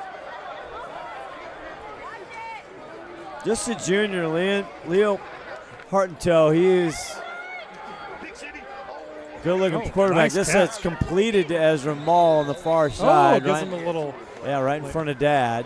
We talked to head coach Aaron Mall. I said, so how are the car rides home? Well, he said it's better because he can drive now. He's driving himself, Ezra is. Yeah, it's always helpful when you get to that point, that's for sure. But hey, he's got a nice arm. I mean, holy cow. I mean, throws a beautiful ball. He's been under pressure all night. So, but stands in there and just, boy, he's sure leaving it all on the field. Rolls, now lets it go. That one just too much sauce. I mean, Rich, you had your son, Connor Bardew, had a great career at Lake Stevens. You were on the coaching staff during that time. Did you guys talk a lot in the car, or did you ever just, Dad, stop coaching me, or how did it go at home, or did Heidi have to get in between both of you? No, I mean, I coached him in youth football all the way up kind of as the head coach, and then when we got to the high school, I was a receiver coach, and he was a quarterback, obviously. So I tried to kind of stay out of that business and let Coach Woodman coach him and Coach Try coach him. So that's kind of the way we left it. We had discussions about what we saw maybe on film from the week before or what have you, but I let his position coach him. That was their job, not mine. Off the fingertips of Maul. Hopefully Maul's okay. He did not look good getting up there. If there's a silver lining here for Seattle Preps, obviously, like Rich said, they're probably going to lose this game here. But the silver lining is they lose to O'Day, which is probably one of the best teams in the state of Washington, depending on the day and depending on who you talk to. So it's not the end of the world, certainly, for Seattle Prep. If you have to take a loss, O'Day's a good team to take one to. Absolutely, and I mean they've played a pretty darn good game. They've just made a couple too many mistakes and just timely mistakes, I guess would be the best way to put it, and that's been costly for them. So, going into halftime, that fumble right before halftime, that ended up being costly and just gave all the momentum to O'Day, and they just kept the momentum into the second half out of the locker room and just continued it to this point in the game. And to your point, Tim, momentum is huge, and they just took it from them there and haven't given it back. 4th and 4. Leo looks. Now he's going deep. Poor Chandler! Oh! I thought he had a little contact early there, but no call there. Funny but that's see what he needed to do this whole game. Patrick Merkin on the coverage there, the senior for O'Day. It was funny. I don't know, Ronnie, did he have an angle on that? You had a better vantage point, maybe. He had a pretty good angle on it. I think he just kind of got tripped up a little bit right at the end there. I could have maybe called pass interference if it was me. Oh, and big Win Chandler's limping off. If you can see it, number 11 in blue, having help get off. That's not good. Yeah, let's hope he's okay. I'd hate to see that this late in the game. No, you don't want to see that for sure. What a great ball, though, in the air. Man, that thing. Beautiful. He throws a tight spiral, and that was on target. It's just a couple inches away from being a big play for Seattle Prep. So, yeah, I mean, back to your point, they got things that they should be very proud of within this game. I mean, you're facing one of the top teams in the state year in, year out. You certainly didn't come in here and just lay down on them. You put up a battle, and I think that's great. So the coaches, they'll get them coached up for next week against where they're playing Bishop Blanchette. Is that correct? Yep, the Mighty Bears. Yeah. I think that should be a pretty good game. Yeah, I think so. And I think Seattle Prep looks really, really good going into that game. I know we've talked a lot about O'Day and Eastside Catholic, but that should be a pretty good battle. But yeah, I think Seattle Prep is well prepared for that game. Yeah, and then one of my old coaching buddies always said, when you're playing a team like this, it's hard to coach against better. Yeah. And that's a classic example here. Seattle Prep played a good game, but unfortunately O'Day is just a better football team. Yeah. And when you're a coach, it is very difficult to coach against better. William Bain back in, the 6'1 senior in at quarterback. Now Moy Moy's taking it. Irvin fakes it to him, and now you're seeing a few names we yeah, weren't seeing earlier, so kind of That's getting some other people in here. I like it. Jackson Turner, number 16, the ball carrier right there. 5'8", 156, another sophomore. Second and a couple. Do we have a QB change or not? No, it's Okay. still a now- senior. Yeah, 15 is in, Bain. Clock ticking, about to go under 5 minutes here. 39-14. Stretching the lead is O'Day. Pitch it now to the sophomore. Flags all over the place. Turner with the ball. Lots of holding and hugging going on that drive. Yeah. Well, you got some younger kids in here. Yeah. That's what happens. You know, in this type of experience right here with these younger guys coming in for O'Day, I mean, that's what you want to do. I mean, obviously the game's pretty much over, but get them in, get them a little bit of time underneath the lights, get them excited about showing up for practice next week and continuing to work hard this year, because their time's coming where they're going to be starters on this field on a Friday night. Totally agree, because you got 99 players here on O'Day, or 100 players or whatever it is. You want to get them time if you can. That's what they go to practice every day for. Yeah, and it's, you know, when you play for a top tier type program like O'Day, like Eastside Catholic, you know, Lake Stevens, etc., it's tough. I mean, it's tough to become a starter for a program like that. So it takes a lot of work and a lot of dedication. And these guys right here that are coming into this game at this point in the game are just half a click away from being that guy, you know. So it's pretty cool. Bain under center. Gets it to Irvin. And it takes a lot of Panthers to get that fella down. Christian Irvin. Have him listed 5'9", 195. Seattle Sports, high school sports right here. Game of the week. But boy, you're home for the Mariners. Big win today, but also you got the Seahawks coming up. Boy, what a difference a week make. Yeah, who that would've first round, guessed that? to San Francisco, that looked like just they laid an egg a against dud. the 49ers. And then they go on the road to Pittsburgh and they put them on it. They look like a little well-oiled machine there. And now they got the New Orleans Saints as the ball is bobbled and the whistles are going. Pre-snap penalty. Yeah, Usually. Seattle never got into a rhythm. The Seahawks, I thought, in week one, but boy, in week two, they sure did. And as a play caller, that's very difficult. Like, you're falling behind. You just can't seem to get any rhythm. And hats off to San Francisco. I mean, they got a pretty darn good defense, too. So I think Seattle will take it to the Saints this weekend. And like I said, I'm pretty up on the Seahawks this year. I like what they got going on. And their defense is really, really, really good. I like what I saw in week two. Obviously, week one, I wasn't very confident after week one. And how much of that, you know, these guys don't play in the preseason anymore. Yeah, so I now know, all of a sudden does week one become kind of this, you know, you're not sharp, you're not ready to go because you haven't had much playing time. And as a coaching staff, you might need to, I mean, what's the weight? Like the risk of an injury versus going 0-1 in the season, right? Like, I mean, that Coach McDonald might have to make a little bit of a change on that philosophy. The whole forward. NFL, I think, needs to make a change. And it kind of started with Aaron Rodgers like 6-7 years ago. He wouldn't play in the preseason, and now it's kind of a thing where nobody really plays in the preseason. Saaki Tusi, the ball carrier, the 23, the freshman another freshman. But it's funny you bring that up. Scott and I talk about that in our podcast all the time. It's like, I think you need to play in the preseason. You know, you don't obviously have to play a whole game for the starters. But, yeah, there's a little risk. There always is. Just like spring training there is in baseball. Well, we've seen the last few years, to your guys' both point, right? The first couple weeks of NFL, it's just sloppy. It's not great football. Football, oh, nice hit there.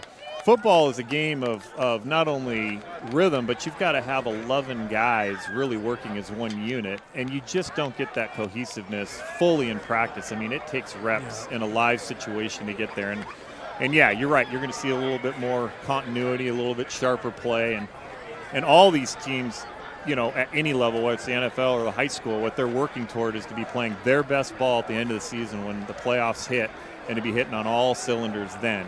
So it is a little bit of a marathon, but man, put yourself in a little bit of a hole when you start out 0-1.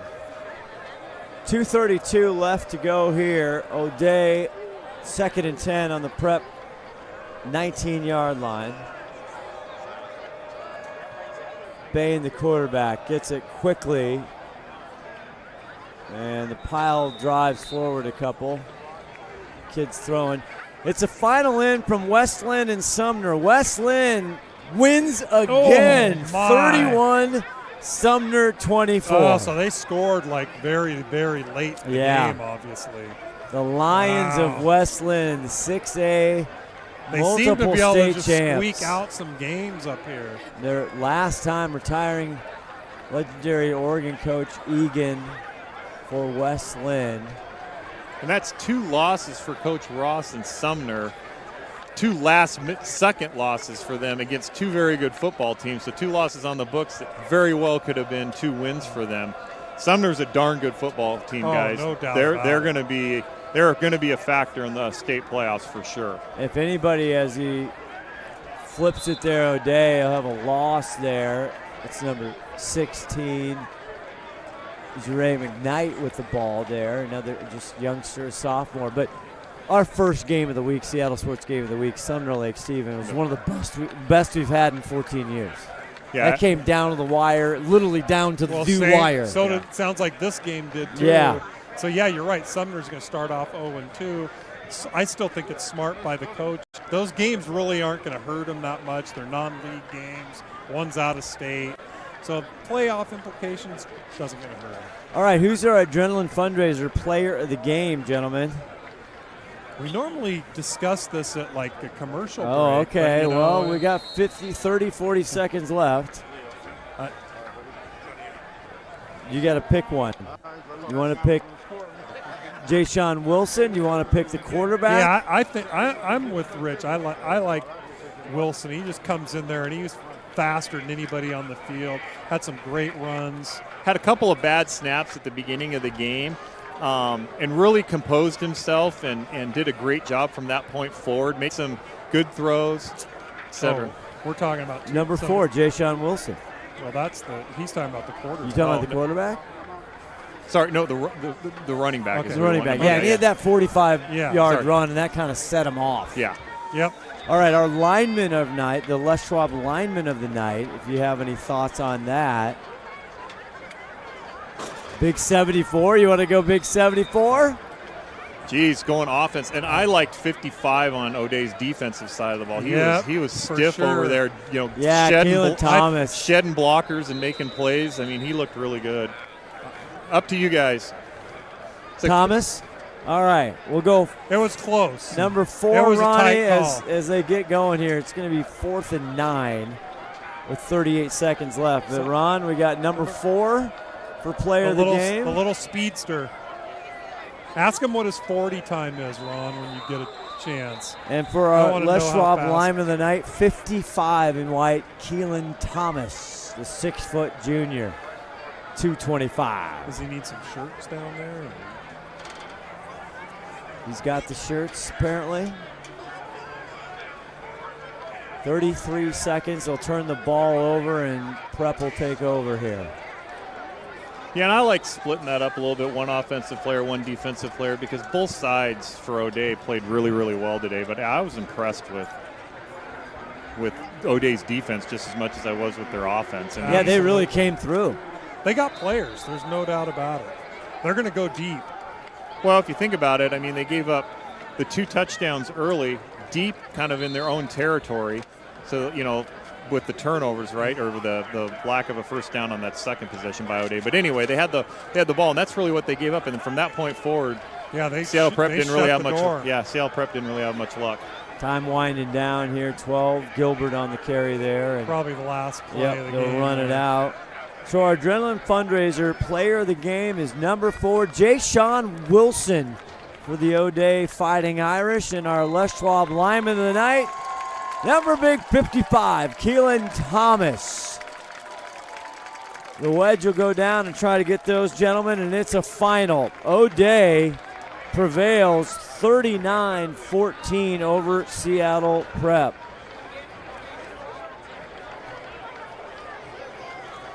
Big shout out again to our executive producer, 5-tool player. We might have added another tool tonight, having to deal with all the technical obstacle course that we were set up here at old West Seattle Stadium. Todd Elvig. We should get a photo or a video of all this gear that's ran here, and we'd ran it with one extension cord. Unbelievable. Well, I can't believe that thing didn't blow a fuse. Right? Or melt. He found the only, 50 amp plug in He the entire place. He was Clark on Christmas. exactly. He was Clark. He has like 17 extension cords to get like 300 yards away. He had better success than Clark. Clark couldn't figure it out till quite a true. while. He was struggling. That's right. Wife was flipping switches in the basement, and lights were coming on and going off. Trees falling in the other. Yeah. Todd. He couldn't catch a break. You see them shaking hands here. If I were you, I'd check every bolt, Clark. Nothing like it. Ron waiting for our player of the game. Well, next week's going to be exciting. Yeah, O'Day, Eastside Catholic. It is every single year. They just seem to match up. Their great head coach, Dominic Dasty. What's crazy to me is that they're not only perennial state contenders, but they're in the same division. Yeah. I mean, talk about a difficult thing. I mean, you win, this division, basically what the Metro Mountain, with those type of two teams in there, I mean, that's an accomplishment in and of itself. Oh, yeah. And then if you're another team in the state and you're you get the number 2 or 3 seed out of the Metro, you might be playing O'Day. Well, with the seeding, the good news is it's kind of it's kind of by committee. Yeah, it's kind of a committee. So it's RPI now. Yeah. The RPI weights in. Right, and that's going to go down as a very. I mean, look at O'Day played Graham Kapowson, and they're going to have also Eastside Catholic on their schedule. I mean, those are pretty two pretty tough games, and they came out. We'll see what they end up with. They lost against Graham Kapowson late, but if they go in and beat Eastside Catholic, that's going to be a pretty strong case for them to be towards the top of the 3A rankings. If not the top. Yeah, in your first 3 weeks, you're playing 2 of the top teams in the state. Well, kind of like Sumner. Yeah, Sumner had, heck, Lake Stevens started out with Sumner and then Bellevue. Yeah. Bellevue's a little bit young this year with a lot of sophomores, but Sumner starting out with Lake Stevens and then West Lynn, holy cow, that's pretty difficult. That's harsh. Ron trying to get the player of the game. We got one of them. We got 55, our Les Schwab lineman of the night. We're trying to get the other one, but they're running all over the time. We'll go down to Ronnie with. All right, I got one of them. They're running all over the place. Kalen Thomas, a rough game to start with down there, but you had a lot of fun down in the trenches? Yes, sir, I did. Just competing with my teammates and just executing and just fighting through all 4 quarters. Monty Kohler, our coach, just told us to just keep on fighting no matter the circumstances. Just keep on fighting, and that's what we did. It was a tougher game you thought it was going to be to start with, right? Yes, sir. Yes, sir, for sure. For sure. Looking forward to next week's game? Yes, sir. We have to come out on 10 and just keep on executing what we're doing and doing best. Well, tell me who's watching for you at home. Who's watching with me? Who's watching for me? Yeah. My grandparents, all my family members, and shout out to them. I love you guys. Okay, I got a shirt for you here in this pocket. All right. Get it out here for you. He's our Les Schwab lineman of the night. Big 55, baby. And just a junior. Is that line? Oh, wrong there we one. go. There we go. That's the right one. There we go. It's like shopping at TJ Maxx. You got to look through the racks. Hold that up there. Look at that. Lineman of the night. Lineman player of the night. What do you got to say about that? I'm very thankful to God and just what he done for me. And I just went out and executed with my guys. And shout out to my guys, because without them, I wouldn't be here right now. And, yeah, I'm very thankful. So that other shirt I had here that you had in your hand, you got it, but your favorite fan. Who do you want to give that to? My favorite fan? I'm gonna have to give this to my mom. There you go. Nice. And Moms are worth it, right? Yes, sir. Yes, sir, for sure. All right, thank you. Good luck next week. All right, thank you. Tell Keelan to go get Wilson. Go get Ja'Shawn Wilson. 4 and white as they're listening to Monte Kohler there, most teams. I'll get him. He's in the pile over here. Ron's going to go grab him. Ron, they don't call him the wedge for nothing. They don't. He might be in the middle of that team meeting here in a second. Yeah, I mean, it could happen. We don't know when the lights are going to go off. He'll interrupt. We might run out of battery here soon. You just don't know. 39-14 O'Day. The bike rider on the backside of underneath the stadium, he's probably ridden about, 50, 60 miles trying to generate this power tonight. He's all lathered up down there. He is. He's saucy. Both teams looking Zissy O'Day. It takes a lot to generate 50 watts of power when you're, or 500 watts of power while you're down there, right? He's on an electric bike. Yeah. It's an EB. Exactly. It's an EB, not an EV, but an EB. Correct. What are these coaches saying after these games, Rich? What is the big speeches down there? Well, I think with O'Day, he's going to give him some praise for, winning the game, but he's going to point out the mistakes that were made, so those early fumbles and that we had to overcome that. And also tell them that, look, you do that next week against Eastside Catholic, and you're probably not going to come out on top of the scoreboard. So we need to clean that stuff up here this week. And then, again, he's going to come back and say congratulations for a good game. Enjoy it tonight, but be ready to go to work on Monday. Well, they're listening. They got 41 years of wisdom and a lot of state titles to listen to. And the winningest coach in state history. Yeah.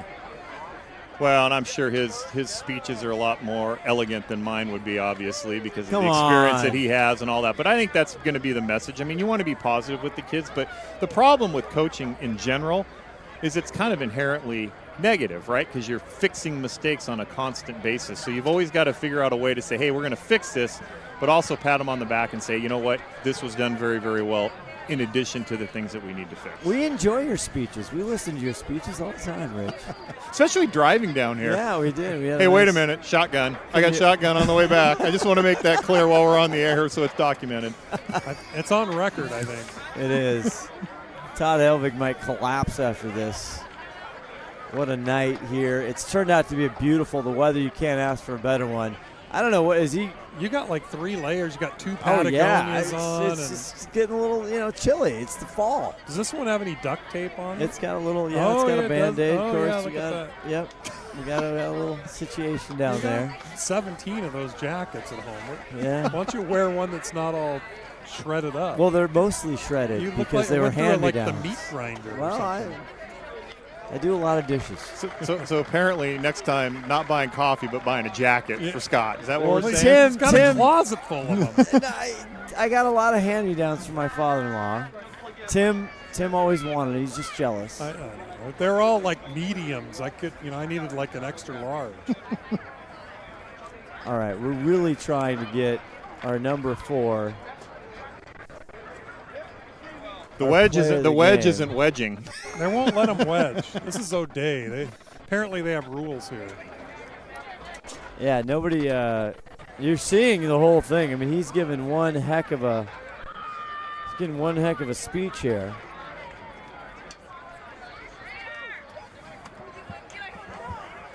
Well, and that kind of makes sense. They got a big game next week, so they want to make sure that they set the tone for next week's practice. Is he going over the schedule for the week and what the menu's going to be?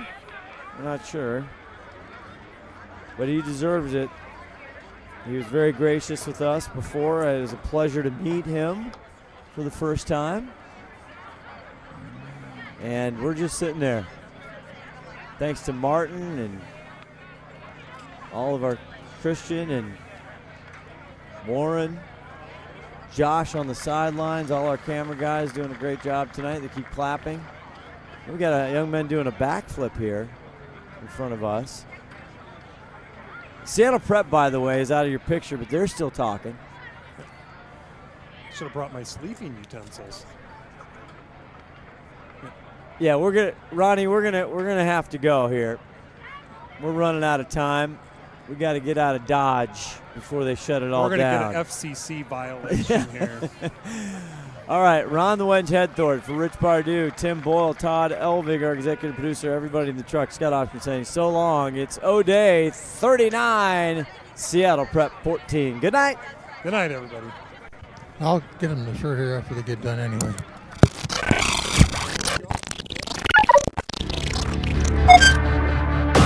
Right there, he peels out. Hammer tries to throw it. Falls down. Does he catch it? Dylan catches it! Oh,